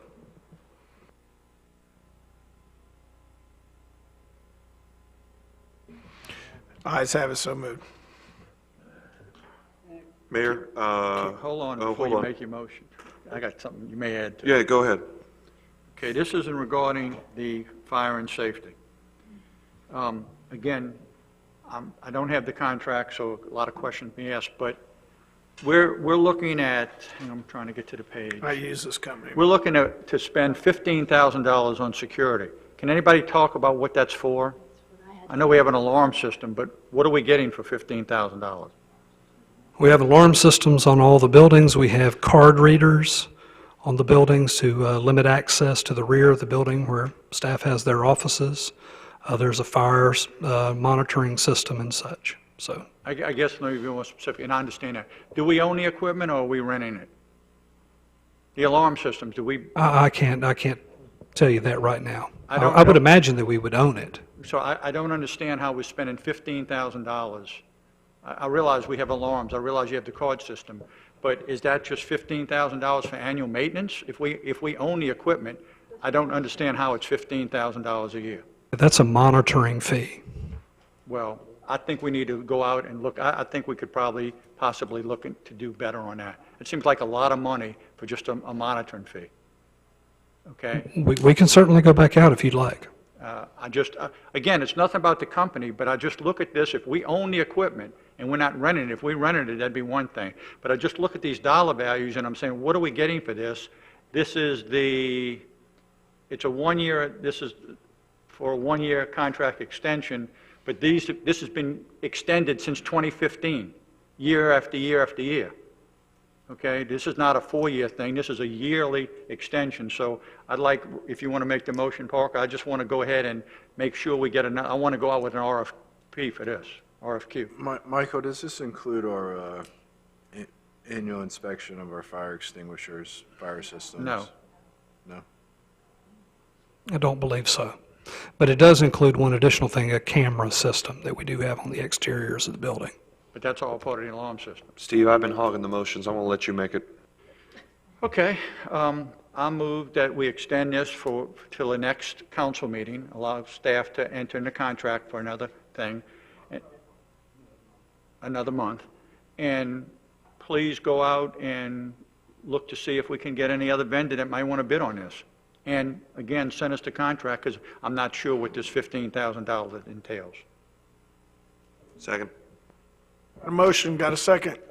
Any further discussion, Ms. Ramswell? Can you clarify, is the $15,000 a total for the year, or is it $15,000 per month? That's a total for the year. Just making sure. Okay, thank you. Mr. Braden? It says $15,000 approved for a budget for a monthly monitoring and maintenance.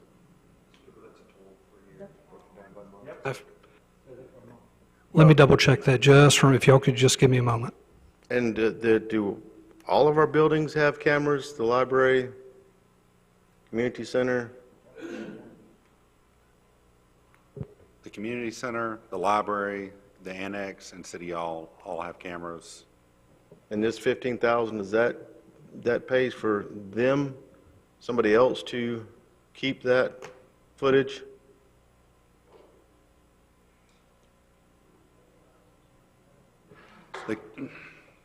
We'll find that out when we get the contract. Yeah, I'm just kind of curious, what monitoring, what are they actually monitoring for $15,000 a month? It's I'm not aware of it. $15,000 a year.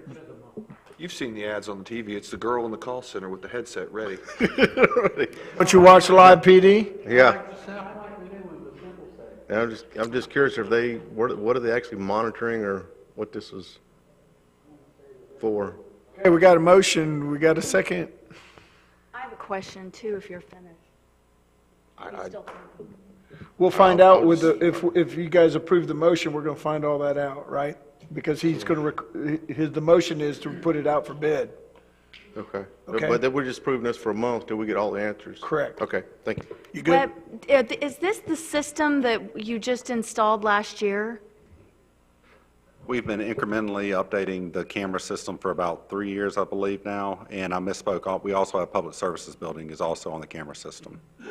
And you don't recall either whether we own the equipment or are renting it? We own the camera equipment. I'm not aware of any monthly charges for our camera equipment, but I have not looked at that level in this contract, so I'm going to defer to Mr. Burgess on that. Oh, well, Bragg, you pay the bills. Do you recall? I don't believe we don't lease anything. Everything we buy, we purchase up front, they install it, and the monitoring that you're talking about is the same monitoring that's at your house. If you're not at home right now and you set your alarm, and that's the monitoring that's going on. And this is also a monitoring for fire. So it's not just alarm police, it's fire and police. Is this a month or yearly? That's an annual amount. It is. 15,000 is an annual. There's just a mistake in the write-up. 'Cause it I says believe month. so. We'll confirm that, but we're not paying $200,000 to monitor our system. We better not be. If we did, You're all in trouble. I would have a heart attack if that happened, and so I don't believe we're doing that. Okay, we'll get that information. We do have a motion and a second, and the motion will solve all this if you guys approve it. So let's go ahead and see no further discussion. Let's go ahead and vote on it.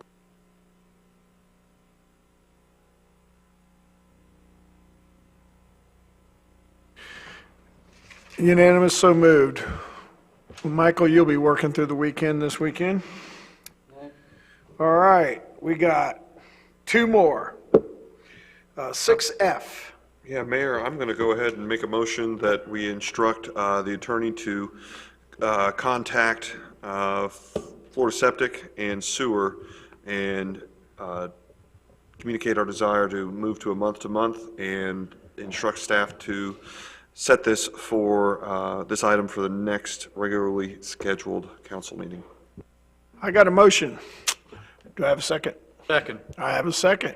Is there any further discussion on this? Yeah, I would just say that. Go ahead, Mr. Morgan. I have no idea about construction companies and industry standards, but in my industry, I'm in a lot of contracts, and generally, they're not month to month. You sign annual contracts with people. So there might be some pushback from these companies. We can bid them out and, but again.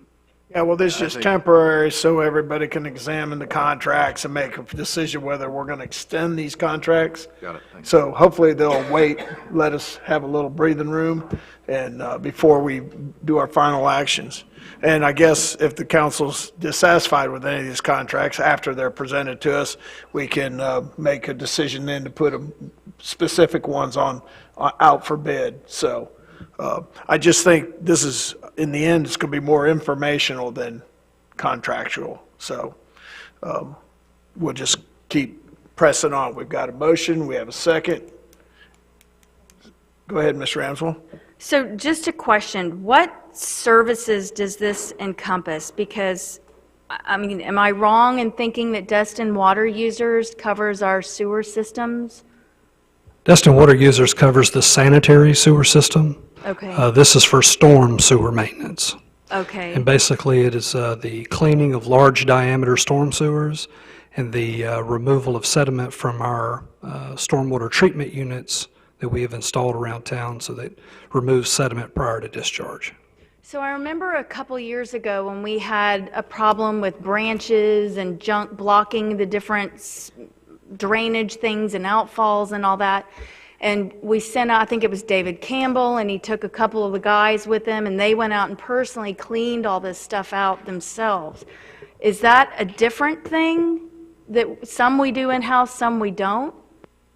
We do some stormwater maintenance in-house. We have a device called a pipe hunter. It's on a trailer that is just a miniaturized version of the equipment that Florida Septic has. That requires fresh water to operate the jet, and then there's a vacuum chamber to collect the sediment that it sucks up. We can do this work, but it would take an extraordinary amount of time. It'd be like digging a canyon with a teaspoon versus the backhoe that they have. Okay, because that's sort of where I was headed. If we can do some of it, why couldn't we do all of it? But that was a good analogy. Okay. All right, that's all I have on this. All right. We got a, do we have a motion on this one? I made it. Okay, got a motion, got a second. They're all starting to blur together here. Any further discussion? Seeing none, let's vote.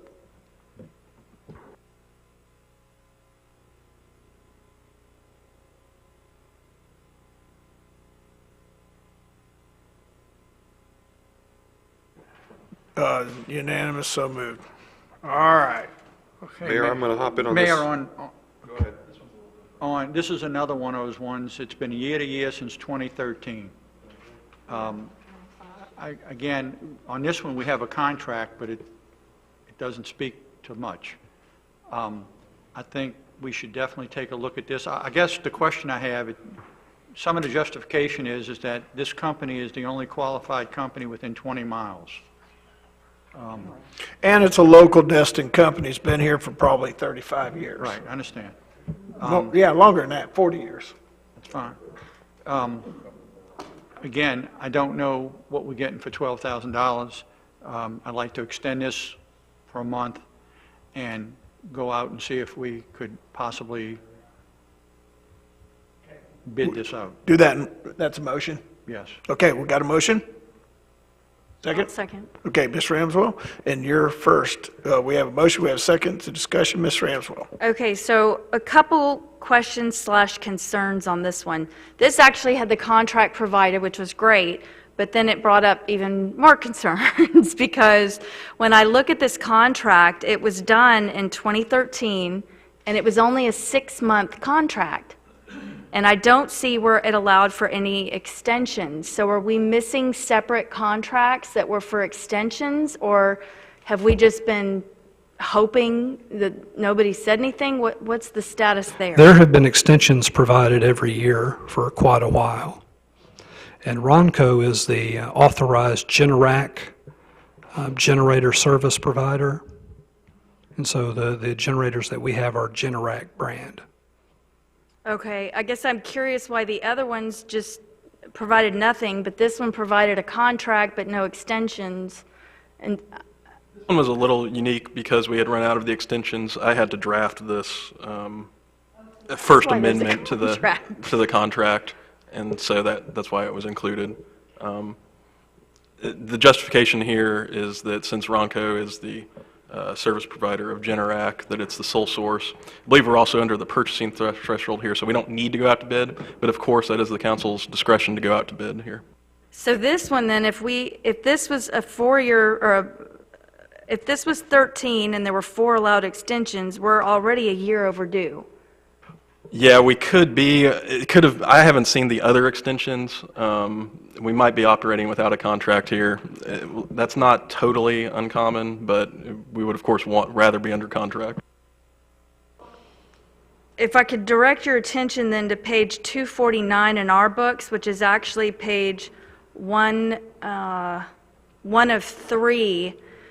When you look at the dates that we're proposing for an extension, the dates are incorrect because it says October 1, 2019, and then ending October 1, 2019. That's my fault. Okay. But I believe with Mr. Minshall's motion, we won't actually be entering into this contract. I'll ask them if they are amenable to go into a month-to-month extension of the original terms of the contract, and then staff will go out to bid on the services provided herein. Okay. If I could just add one thing, the contract itself for all of the services that we've talked about tonight look very similar to the one for the generator. The contracts actually refer to a bid document with the original RFB the year it was first let. So if you're asking for the contracts, it won't have any line items or unit prices.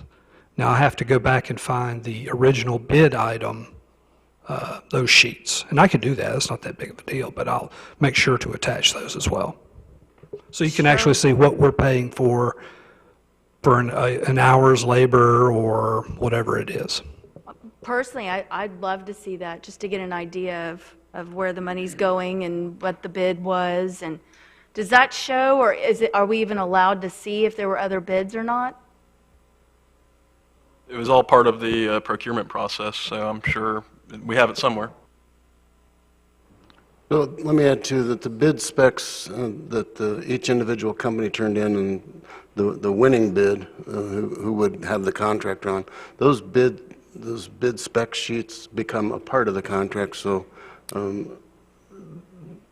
those numbers are available as basically an attachment to the contract. Okay. Let me just talk about the generator for a second. I've looked at the contract, and again, it would be a nitpicky. I have a Generac generator, and they come out twice a year. They change the oil twice a year. They change different things because it tests every week. And this thing, the semi-annual service treatment for city-owned facilities says check and adjust the oil as necessary. It doesn't speak about, and again, I'm being nitpicky, but it doesn't talk about do they change the oil. It says check the oil. But there's just different service things that I'm questioning because it's just not very specific in here. So I'm just wondering, what are we getting for our money? You know, they pull out a dipstick and say, okay, the oil's fine, but how often do they change the oil? And I know we don't have that information, but that's the thing that I've questioned.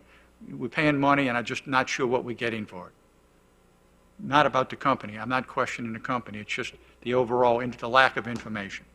On this particular case, it's the only game in town, and then when you start going, well, for Generac, how many are within Destin or Okaloosa County? Well, because when you start using Panama City or Pensacola, when that truck leaves their parking lot, they're on the clock at 35 an hour. So when they're stuck in traffic for 2 hours or 3 hours or 4 hours round trip, you pay for that. That's the bad thing about Detroit or Caterpillar and Cummins diesels. When you call somebody from Saunders in Orange Beach, you're paying for that guy 4 hours a day before he ever turns a wrench on your engine. I don't think that necessarily is the case with this. There's companies that wouldn't be charging us that. There's companies out there that are available, that are Generac. I guess we can put it out for bid and find out. Yep.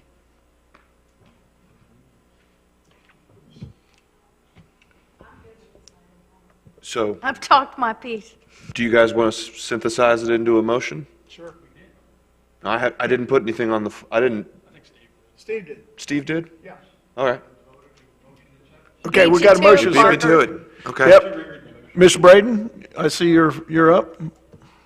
Yeah, I just wanted to throw my 2 cents in it. Sure. I don't know that it matters or not, but I don't know if we can, if we really need to extend all these for a month or longer, because it's obvious this was just thrown together in a hurry and more or less rubber stamped, because we still have the sheriff's office on 100 Stallman Drive on this contract.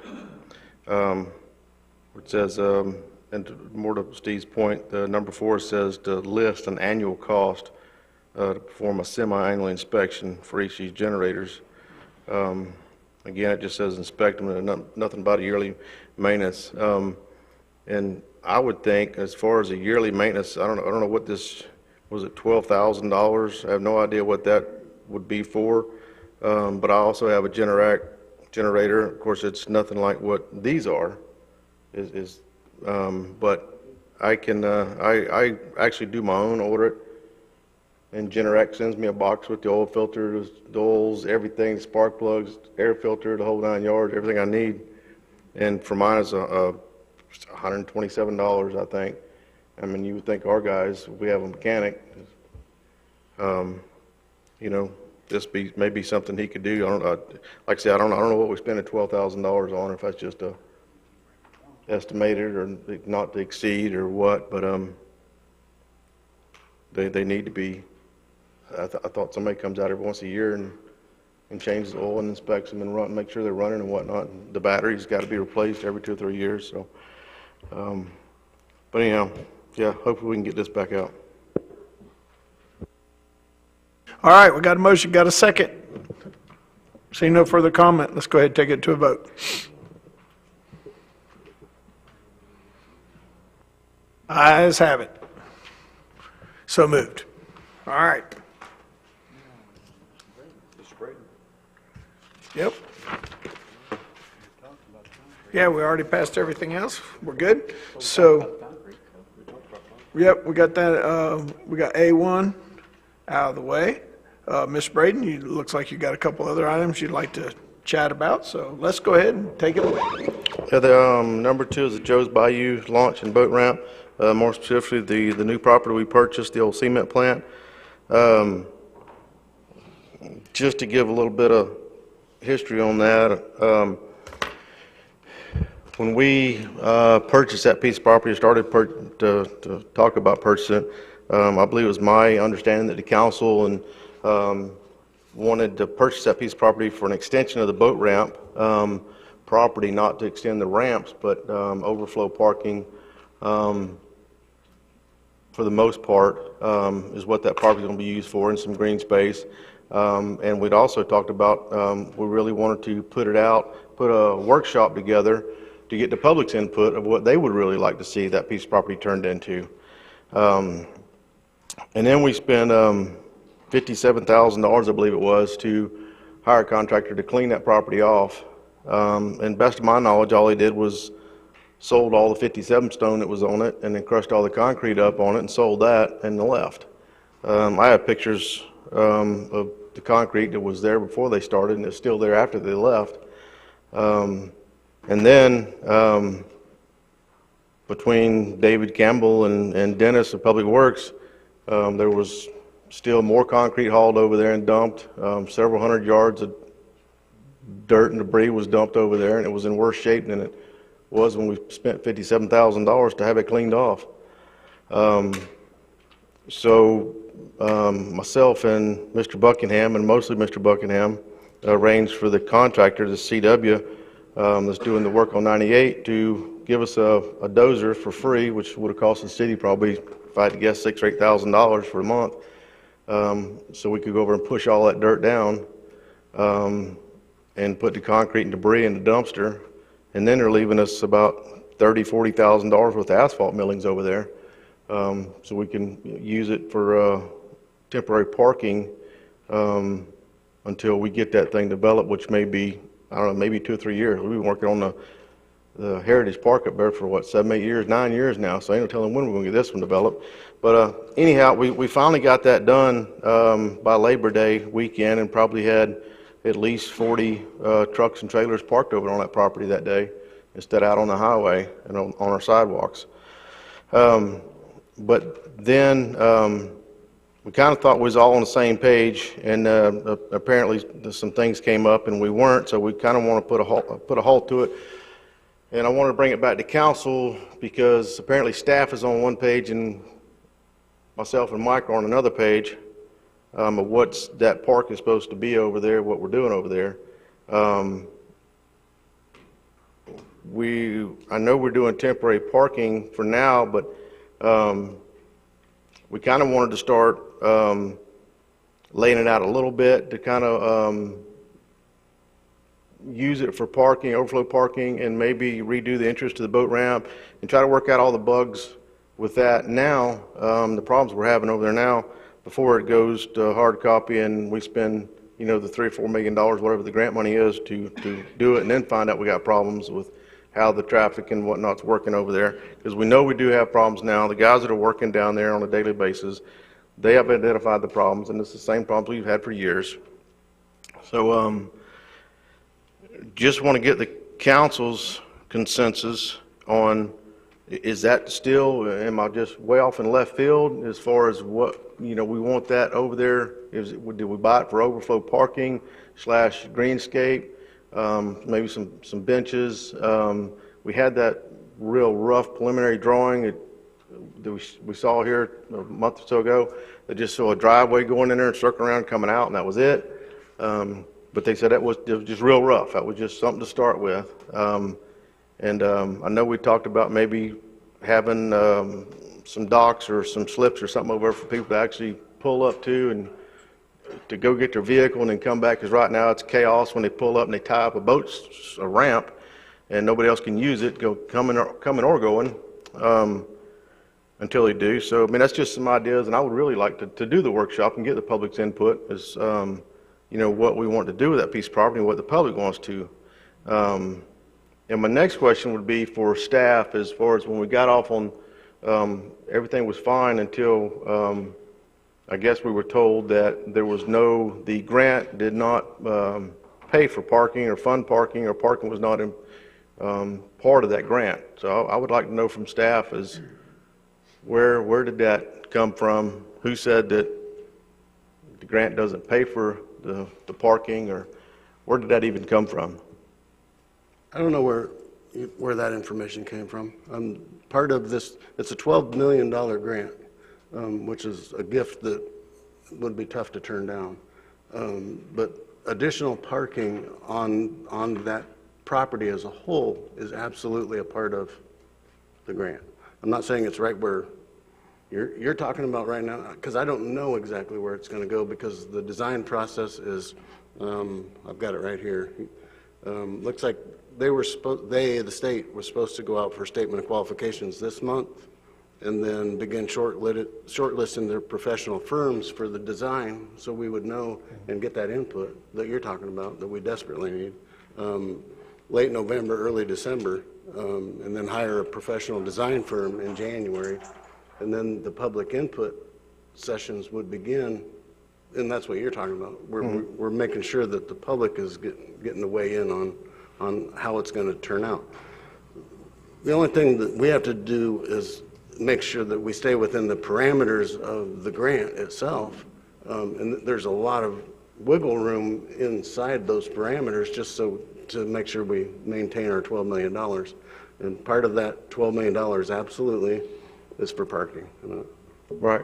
The information I got that Michael Burgess said that parking, the grant did not pay for parking, or we couldn't put parking over because the grant wasn't going to pay for it.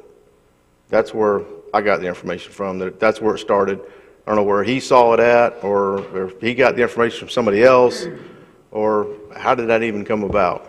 And I've asked our attorney to look into it to find out this grant, does it say anything about parking? Can we not put parking?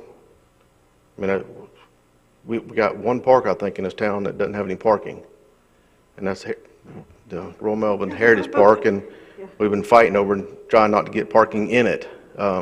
So I have no idea how that ever started or where it come from, and I'd just like to get some clarity on that. Part of what Pierce came and gave that presentation from the state, and what he said, part of what this firm is going to do is to develop a master plan for that area, and in order to develop the master plan, they're going to have to get the public input on it. And that's where we get to fine-tune the details of where things go. In the meantime, the city of Destin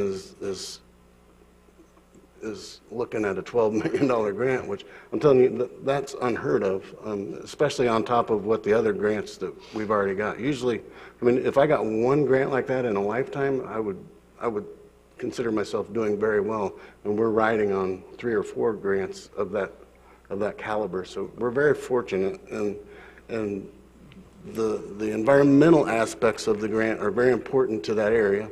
That area handles stormwater for a great deal of Old Destin. I would say over half of Old Destin, the stormwater actually filters down through that area, through the wetlands. So that part's very important. The shoreline restoration is extremely important, getting the living shoreline built for a lot of reasons. And one of my selfish reasons is once they put the oyster beds in and the seagrasses back in, we as the city have a right to tell people they cannot moor their boats there. And we've had a real problem over the last several years with people mooring their boats there, really just dumping their boats there. And so that's another advantage to us for this. And some of that money they're going to allow us to use to bring our actual boat ramps up to speed, get them back up to where they need to be, plus add an additional one in the old CMEX area. The road you talked about is slated to be for kayak launch, and it's all conceptual at this point. So, right. I mean, we've got to get the master plan done and get with the council's input and the public's input. Well, that's why I brought it up, put it on my name for tonight, because everything was going great, and all of a sudden, I guess we were getting conflicting. Staff was on one page, we were on another. So like, let's just quit. Let's go. You know, maybe I'm wrong. Let's go back to the council, get their consensus on it. What are we leading in that direction for parking over there, for overflow parking? If so, then we'll continue on our path of what we've been doing over there to try to work the bugs out and work with Lisa and staff, trying things, and you know, just temporary. But that's why I brought it, because I don't want to jeopardize that grant, and to get my colleagues' opinion. If they say no, we just want grass over there, and that's what the public wants, and we'll quit doing what we're doing. So I'd like to get everybody else's opinion. All right, we'll give Michael an opportunity to respond to any confusion there, and then I got a couple of council members that want to weigh in. Go ahead. Okay, I met with Mr. Buckingham out there on Friday, and we don't have a plan for that parking area.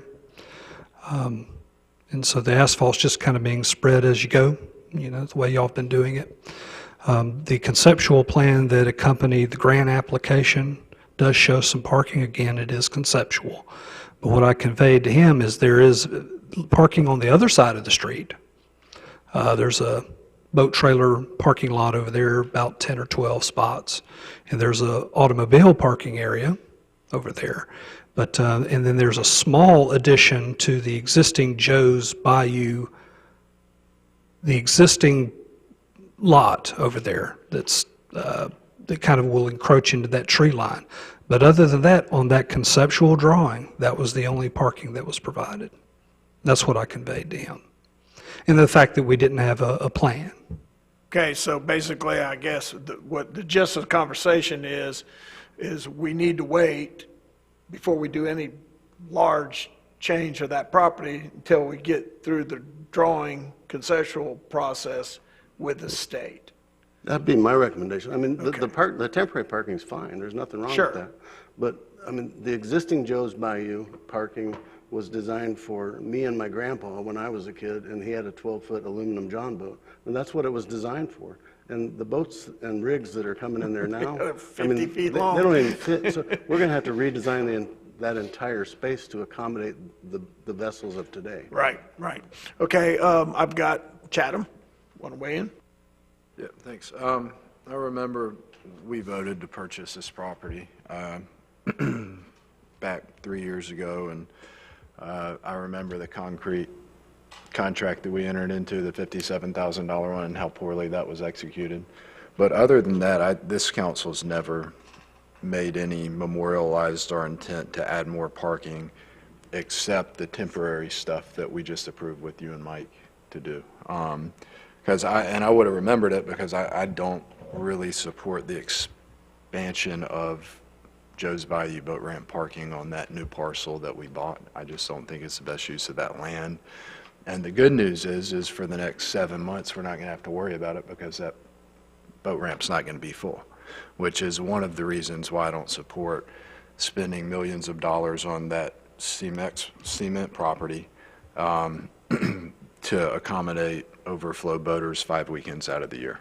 I just don't think it's the best use of our dollars. But I'm happy to look at conceptual plans, and of course the council will approve any final plans. And we can discuss the merits to, any parking on that property then, or parking across the street, but I don't, I wouldn't support any additional parking at this time on that new parcel, because I don't think, we need it 5 weekends out of the year, but I think the park would be better used as green space for our residents. All right, Mr. Destin. Rodney, I'm on your side. Do we expect to receive more millings in the coming months as this project on 98 continues to move forward? Not too much? Yeah, Mike's motioning that not too much. So if we only get a little bit more, the expansion of whatever temporary parking we've created right now would be relatively low, or small, at which point then we're in a holding pattern, I suppose, until we find out more from the state. I mean, I'm with you, and I would furthermore, I mean, this can be in a motion or if it's consensus, but I would suggest that basically whatever renderings of opinions with regards to jeopardizing grants be run through Ms. Kopp and Mr. Baumann, so that we know ironclad that what you guys may be doing could in fact be an issue, because I know that they can quickly and easily reach out to any folks at Treasury or at the city, at the state level, and get us an answer before we get in too deep. But I'm with you guys. I mean, it's free money with regards to the asphalt, and we can use it for now. But and I'm with Chatham, but we're getting to the point where conceptually we got to iron those things down at a future point. But my suggestion is wherever we're not on the same page, let's use the lawyers to reach out and get those answers ironed out, so that we don't have any sort of confusion, acrimony, whatever. Yeah, not only that, but we don't want to do a bunch of building and construction that we're going to tear up as part of the new overall plan of the $12 million project. So you're kind of wasting your time and effort. Because basically, I think what you guys are doing is a temporary fix to hold us over now until we get this thing built. So I don't see nothing wrong with whatever renderings you get left, put them down too, and we just sit on it until we go through this grant process and the drawings and the public workshops of what they want, the designs and stuff like that. So it's just almost like press on And when you run out of stuff, that's as good as it gets until we get to the grant money and the design and all that kind of stuff. I think that's probably where we ought to finish up. That's what we're looking for. I mean, we don't care one way or the other. You know, it's, we just need to know how far, because we're willing to volunteer our time and take it as far as we need to, or, you know, to explore the options of parking over there and changing the entrance and exits and all that. Yeah, I wouldn't go that. To get it all done, if that's what, you know, the desire is. If not, we'll spread the millings out that's there now and create temporary parking, and we'll call it good. That's what I think, where we're at in the stage. I think the temporary fix is better than no fix until this plan gets further on and we know what we're getting with. I got a couple folks that'd like to weigh in here. Mr. Mitchell, you're next. Just a couple of quick questions. At this handout that we got, I think a council meeting or two ago, just the Joe's Bayou plan, in it, it talks about planning and public presentations.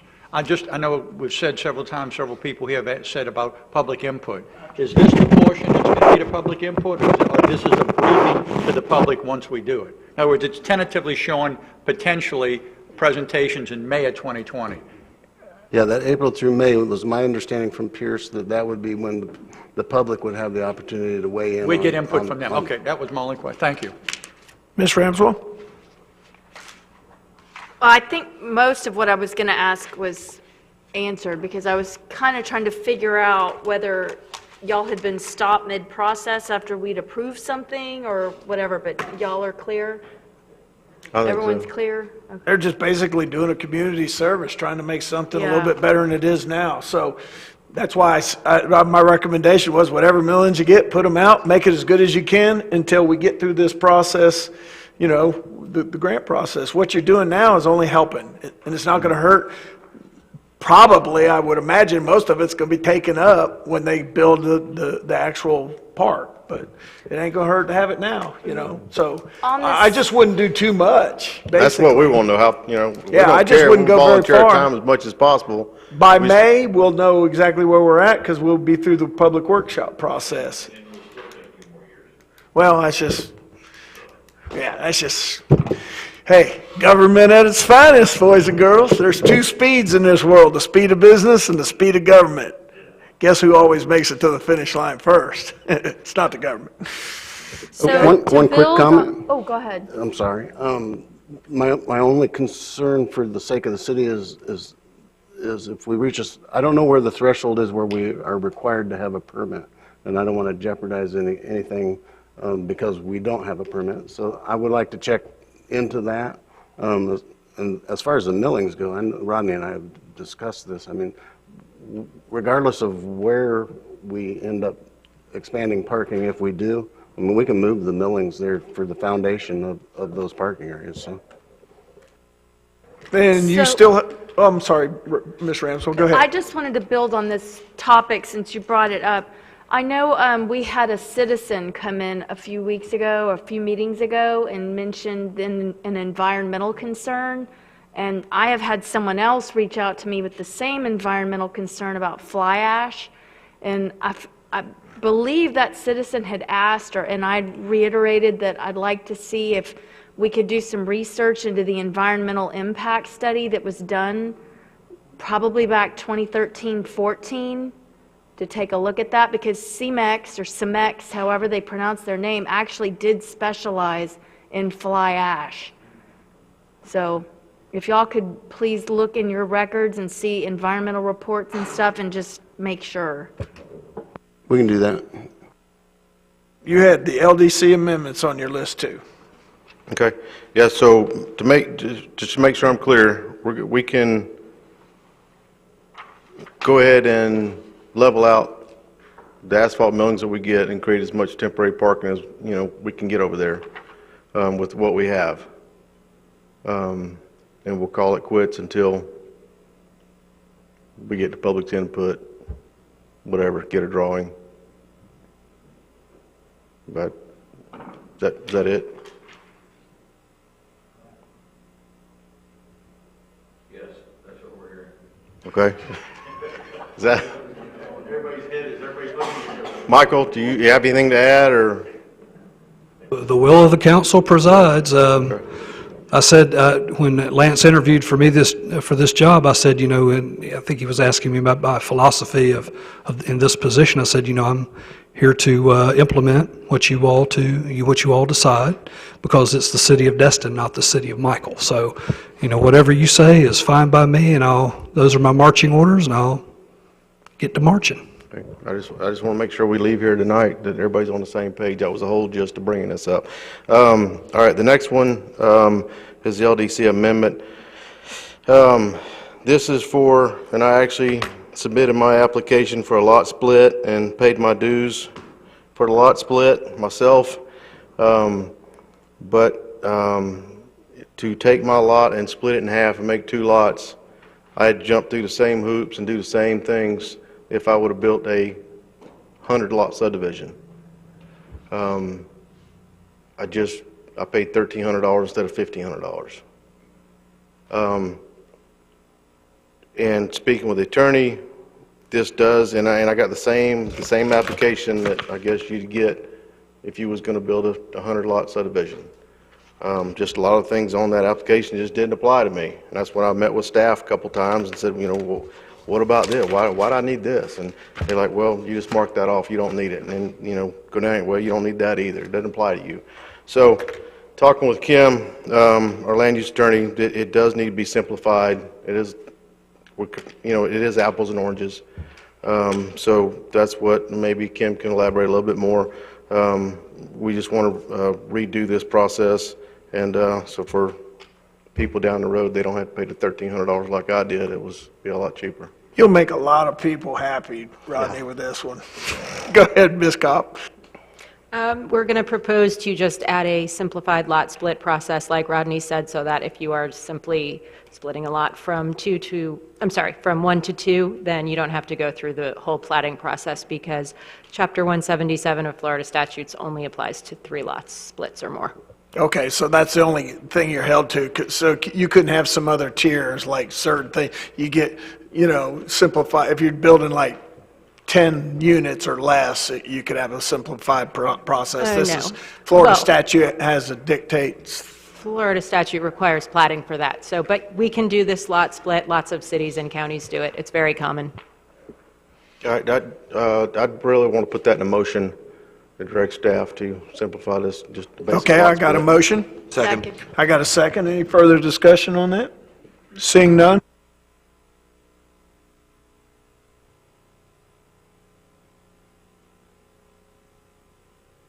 Ayes have it, so moved. And I think that's something that we're going to see more and more of in the redevelopment of Destin, because, the way the old subdivisions were platted out, they're giant pieces of property, and more people are going to want to split, build 2 smaller homes than 1 larger one. So I think it's a great idea.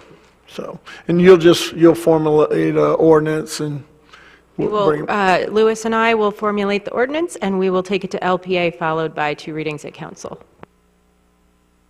Thanks, Mayor. That's all I have tonight. Okay, thank you, sir. Ms. Ramswell. Thanks. All right, I know I've got something under my name, but I have a few other things that I just wanted to revisit that I was waiting on answers or follow-up about. One of them was back on 8/19 when they were here talking about the Noriega Point project, and it was brought up that the road had not been paid for. Staff and somebody was going to reach out and try to figure out what our contingency plan is, or what we're going to do if that developer does not pay for the road. Has there been any follow-up on that? In the short term, the state is prepared to put in a temporary road that would allow them to complete the construction of Phase 3 of the restrooms and the boardwalk in those swimming areas. The temporary road would become property of the city upon completion by the state, and we would have the option of leaving that there or removing it. It could be, again, used for base material for the final road if we wanted it to be. And as far as other options go, and we have the option of, we have some funding sources now with the half-cent sales tax. We have plans as a part of the Noriega Point Improvement Project. The plans are drawn. Do we need a road? I mean, the road was going to be put there because the developer was going to be building condos, but that remains to be seen. If they don't do that, which they're responsible for if they build their condos, do we as a city need a road there? Just working off the top of my head, I would say we don't necessarily need a road, but we would need a manner of getting disabled folks from the existing parking lot to the new restroom facility. So a sidewalk or something along those lines. So at this point, we're looking at the state paying for, not us paying for, a temporary road so that they can complete the project. That's correct. And the state has included in the Noriega Point project the plans for the road, and so we have those plans available to us, and estimated a cost, and this was a little over a year ago, so it's probably gone up, but at about $250,000 to complete that. So has anyone actually reached out to the developer and said, show me the money?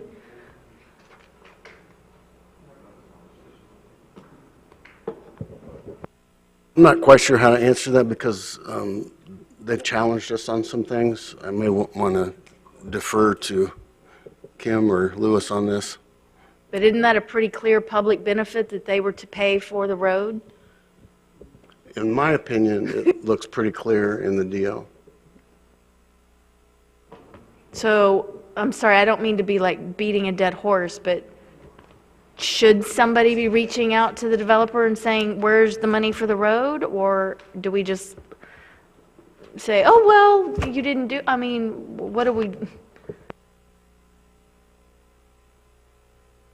We can certainly do that. They're not going to be able to start their project without that agreement in place, so. Isn't the alternative issue that they're attempting to build the marina without building the building to some degree? And at some point, you know, this process is Well, it didn't go through the Board of Adjustments, so they'll have to file a circuit appeal, right? right. If I have they to file a want- writ of certiorari for You the know, marina. my suggestion, my feeling on the road issue is to basically just sit on it and see how things progress with our relationship with the applicant. Because, I mean, we can piggyback off of the road that is intending to be constructed, and then if we decide at some future point we want to pave the top with asphalt, then that can be an option as well. And we're in litigation right at the moment with them. Kim, is that true or not? No, not on that property at this time. Okay. I just want to make sure we're not saying or talking on the public record. No, we about something are- we should be talking about. We had a favorable, the city had a favorable decision at the BOA, and we're in the appeal period. I don't know whether they will appeal or not on the issue that was looked at. It wasn't about the road specifically. It was about the process for getting the marina on the property prior to building the condo. I just think there's a lot of complications, as you've been discussing on that property at this time, so. So if we go ahead and allow the temporary road, but then we have to go ahead and put in a permanent road of some sort, and then suddenly the developer decides to build, then we'd have to re-argue and reconfigure the whole DO public benefit, unless he's willing to reimburse us for everything we put out of pocket, right? Which would still be a renegotiation of the DO. That is one potential option that could occur. I mean, I think we should, like I said, there's so many moving parts on that property right now. My suggestion is to take it one step at a time and make the decisions as they come up, just because of how complicated it is at this exact time. Okay. On a similar note, it was brought up in a meeting that we would talk about the potential access on Noriega Point. Has there been any follow-up on that? Is that something that we're saving for future discussion? Are you talking about when council directed Kim, Parker, me, and Lance to go to Tallahassee? We're going tomorrow, so. Perfect. Okay, next question. Vehicle on the beach ordinance. We had changes requested at second reading that were not included in the final ordinance. Were those completed, and has there been a final? We are going to be scheduling that for LPA. on October 17th. Sorry, I'm just making notes on my my sheet here. Okay, I think that's all I have in regards to that. My fun bit of, or request, I guess I should ask for, Destin High School, as you guys know, is moving forward. We're really working with the public to continue seeking donors and sponsors and really trying to build up a really great package to present to potential donors and sponsors. And within that, we're trying to get letters from various community leaders and wanted to see if the city and the mayor on behalf of the city or whomever is most appropriate would provide just a letter of support for a Destin High School. I mean, there doesn't necessarily have to be anything specific in it other than we support a high school, whatever you're comfortable putting in there. Kim, do you have suggestions on? I think since I'm on the board with you, I'll defer to Kyle on this. Okay. Council would like Mayor Jarvis to write this letter. I just asked for a consent. Yeah, because as when Preble first brought this forward, I mean, I've been publicly in support of the high school from day one, and so I would gladly write a letter from the city doing it, but after talking with Kyle, we felt it'd be best to make sure that the council gave the approval that they would back that up, because I'll be signing as mayor of the city of Destin, so I need you guys' consent to do that. Okay, you and I will work on the verbiage, but we'll get you a letter, Ms. Awesome. Ramswell. Thank y'all very much, and that's all I have tonight. Thank you, Ms. Ramswell. Mr. Mitchell. Okay. On September the 10th, at the Public Works Committee meeting, under new business, it says, Ms. Card spoke to members about the LSV policy and how she has been working closely with Mr. Bodie to get the policy up to date. Can you expand on that? What's going on with that, please? And what the problem is? I'll let Catherine answer that question, but just real briefly, it's just simply an update of the roads that we allow the LSVs on, and that map being updated. It's more of a public service policy. I don't know that that was the right word, because state statute governs where those vehicles can and cannot go. I just brought this up because if you recall at the vision session, I discussed this because it's kind of a pet peeve of mine. The committees have all kinds of things in their minutes, and it's never brought forward to the council, okay? And there's a disconnect there, and I'll talk more about that again in the vision session. For example, in that same committee meeting, they made a motion to come to city council to ask the sheriff's office, and we've never heard that. Again, so there's a disconnect there. I don't want to waste a lot of time on that, but that's just a thing that needs to be worked on. I neglected to read all my notes at the last council meeting. I had drone issue under my name at the last meeting, and Lance and I had some brief discussion on this, and it seems that we have a subject matter expert within staff right now on drones, but there's a lot of confusion, and between that and the helicopters, I would just ask if, when possible, just like we asked FDOT, if we could get FAA here so that we could talk about that.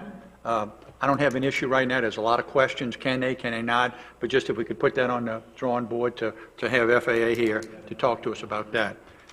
You did. Okay. Next thing. In reviewing, well, let me back up.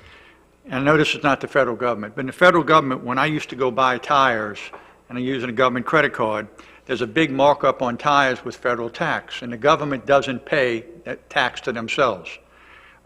In reviewing some City of Destin Gulf Power bills, on every one of our bills, we're paying a franchise fee to Gulf Power, obviously just to have them turn around and give us that money back. Now, I don't know if there's a legal reason for that, but and Bragg, again, this is a question. Should we be exempt from that since we're getting the money right back from them? I already went down that road with them years ago when the whole Gulf Power thing came up several years ago, and we cannot be exempt from that tax. We have to pay it like everyone else, and then they in turn refund it to us. But you're right, it's kind of okay. That was just I'd never seen that before, and that was that. Yeah. You know, yeah. You know, exactly. Okay, I mean, again, no complaint, it was just a clarification.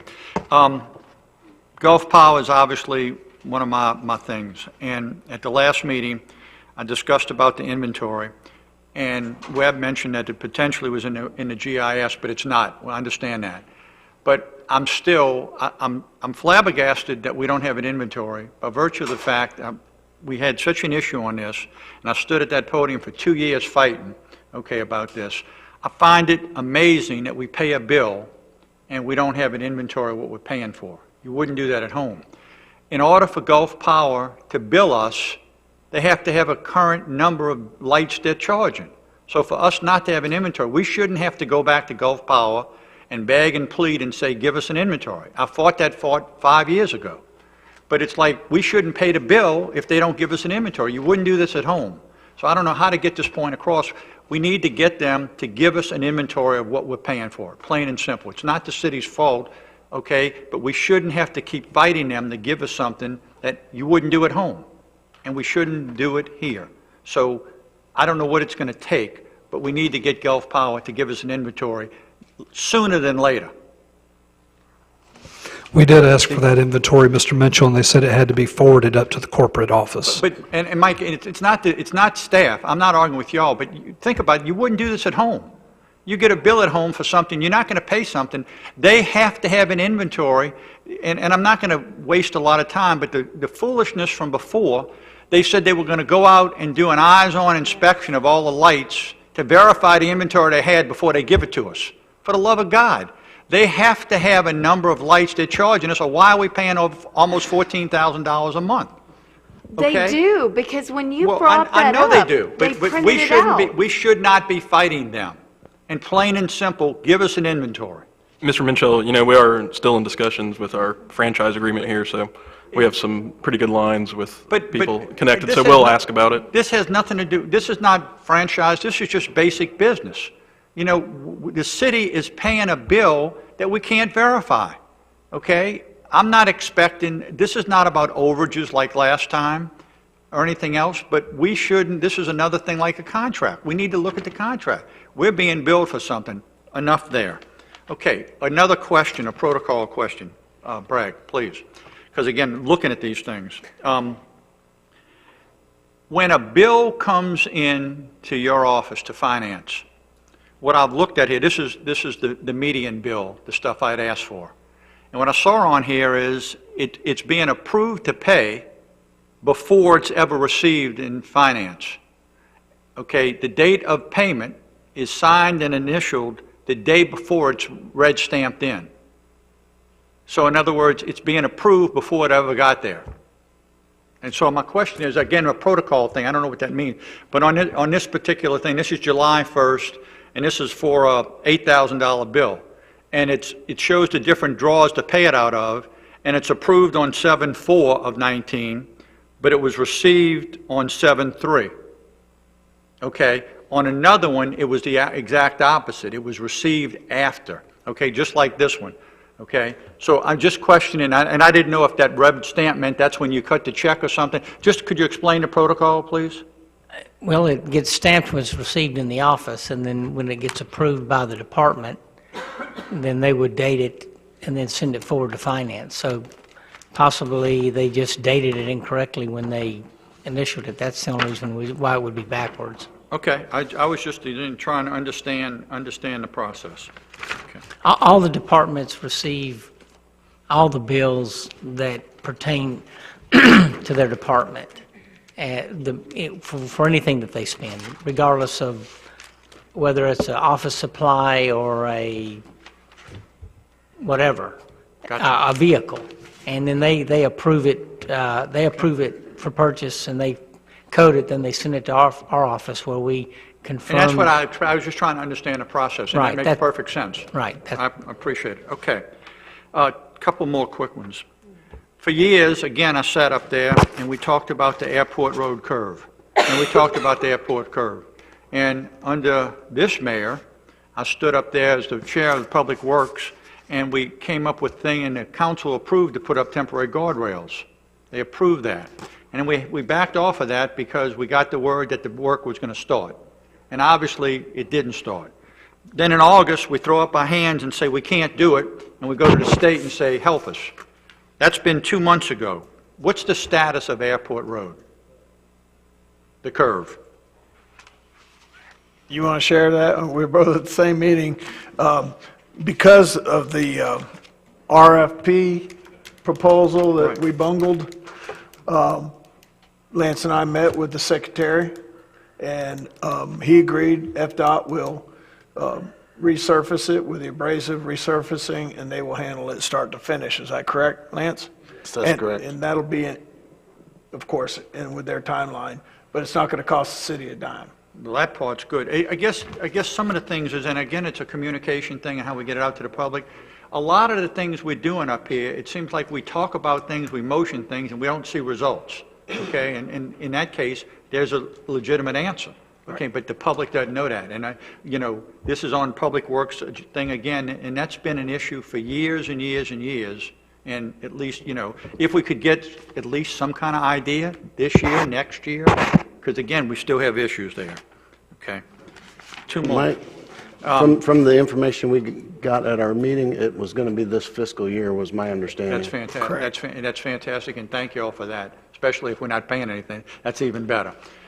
Two other things. I talked to Captain Nix, and he's working on something with me with his IT department that I'm going to bring here, but I wanted to alert everybody about the potential of having body cameras for our code compliance people. We're getting too much here, he say, she say, and we're going to come forward with that, whether or not we do it with the sheriff's office or whether or not we just go out and route buy body cams. But I think between now and next season, it's something we need to talk about, and I'll talk about it in the vision session, but just wanted to make you aware of that. And lastly, I don't know if this is possible or not. There's times where I'm sure all of us up here try to reach out to the city manager, and we certainly don't know if he's busy in a meeting or anything else. And I was wondering, from a possibility, could you give us access to your calendar where we could look at it? Because if I want to call you, and it's not, certainly if it's an emergency, it's an emergency, but if I'm just calling for whatever, if I could look at the calendar and say, hey, he's in a meeting, I wouldn't bother you. I don't even know if it's doable in Outlook, but I was just wondering, is there a way that we could look at it? That way I can at least say, hey, I don't want to bother you, in just a routine type phone call. Does that make sense? Yeah, I understand. I just don't know if we can do it or not. Yeah, I don't either. Just something for consideration. Yeah. Pardon? Lorraine's got his calendar. Just call Lorraine. Yeah, well, but instead of having to bother somebody, if we had access to it, we'd, she's not always. But anyway, that's just something for consideration. Thank you. Mr. Overdeer. Ms. Marlar. Thank you, Mayor. Just a couple of quick things, and it's in the same area. Number one, I asked about the status of the county working on the stoplight at Henderson and Commons Drive behind Walmart, and at the same time, there's no lighting back there either. It's dark as ever. I personally witnessed at least 2 people almost get hit because they were wearing dark clothes. And so I'd like to know the status on if we've gotten any word back from the county. And one other comment. On Airport Road, it's not the curve, it's the people that drive it. If the people would just follow the speed limit, we wouldn't have a problem, but that's just a comment. But I need to know about the status of that light and stuff. Okay, I spoke to Scott Bitterman, the county traffic engineer, Friday or Thursday about that very issue. They're having some difficulty securing an easement for the installation of that light, and they're looking at maybe January to let the job and have it be done by May now. They're having some difficulty securing some of that property required to install that light. And supposed to put it in to begin with? I couldn't tell you. I'm just relaying what Scott told me earlier. Wow. Just to give the council a heads up, I'm going to be talking to Commissioner Wines tomorrow on this very subject, and so hopefully I'll have something to report to you at our next regular council meeting. One of the projects that we approved on Destin property, the True Hotel, the county's wanting to require them to put a 3rd lane in, and I'm thinking to myself, we've been trying to get the county to do right by that road, and so now they're going to pass the buck on to a private company to provide the road that and the turn lanes and stuff that they should have done in the first place. So I'm going to have a chat with the commissioner tomorrow about that very issue, and I'll give you all a report when I find out.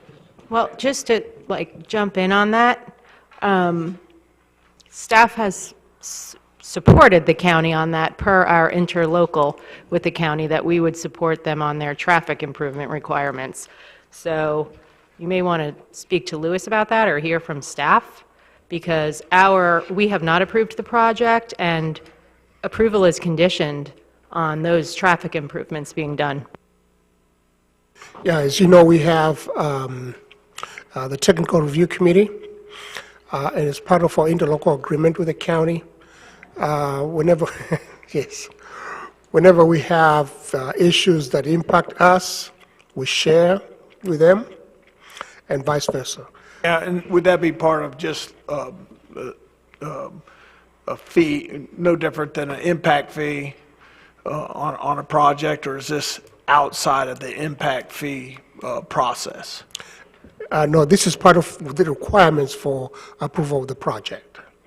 And so they're going through the review process right now, and we are supportive of the county's position at this point. Okay, so, and that's a $250-some thousand road deal. Is there an impact fee for that project on top of that? Yes, the construction is separate from the impact that they'll have to pay to the county, yes. And I'll talk to you about it. Sure. Before I talk to Kelly. Mayor? All right. Mayor, while you're at it, would you ask him why the bicycle lane ends at that intersection and then picks back up later? Because that's also very dangerous right there. That's all I have, Mayor. Did they ever complete the sidewalks all the way through? No. Yeah, and that's not ADA compliant. No. No, there's more to it than, part of interlocal agreements is they ought to agree to some of the stuff they ought to be doing. Two mentioned right there, but I'll talk to y'all first, make sure I know y'all's position before I talk to Commissioner Wines, because we'll bring it up. I'd like to see them fix that road. Mr. Destin. Thank you, Mayor. I'm going to be quick. I do have 3 items I wanted to discuss. The first one, I'd like to make a motion to instruct the land use attorney to reach out to whoever is the actual legal counsel for the Treasury. I really want a concrete answer to the Heritage Park stuff. I know that they are continuing to review our packet and application, but I'd like to know from an answer standpoint with regards to the RFP process, would it jeopardize the awarding of the grant? So- Second. We got a motion, we got a second. Any further discussion? Seeing none?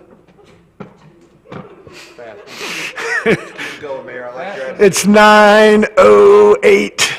Ayes have it, so moved. Mr. Destin. Mayor, you're on my side. I like it. The other one is, I believe we got some information back from the Attorney General's office with regards to our request for their opinion regarding moving the election date, and they said they have assurances that they will give it to us before close of business at the end of this month. So in that regard, I'd like to make a motion to instruct staff to set the second reading of our ordinance, which moves the election date from March 2020 to the general election in November of 2020. Got a motion, I have a second. One question, do you want that by the next meeting or by I would the say first meeting in November? November. First meeting in November? Yeah, I'm sorry, I didn't specifically say. Okay. Yeah. So, just for clarity, this motion is pertaining to the first meeting in November. Okay, see no further.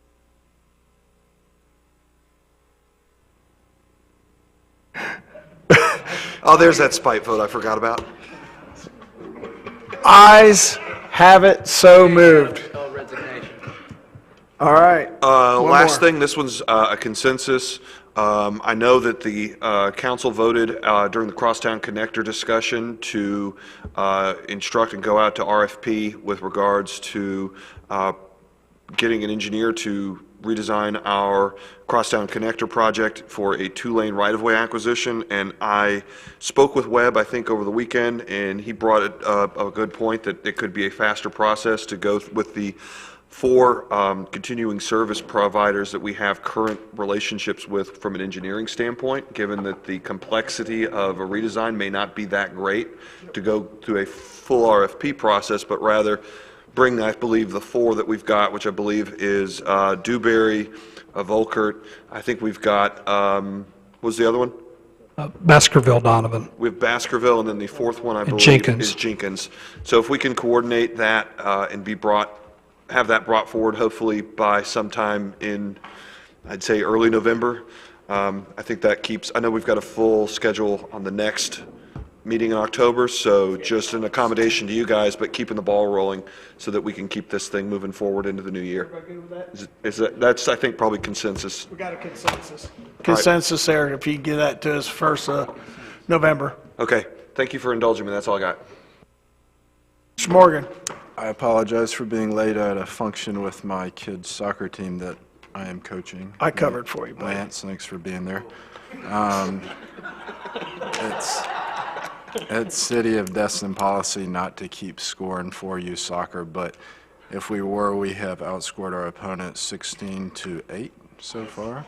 It's pretty good, despite our setback last week, which was not pretty, but we will get better. Kind of like Auburn.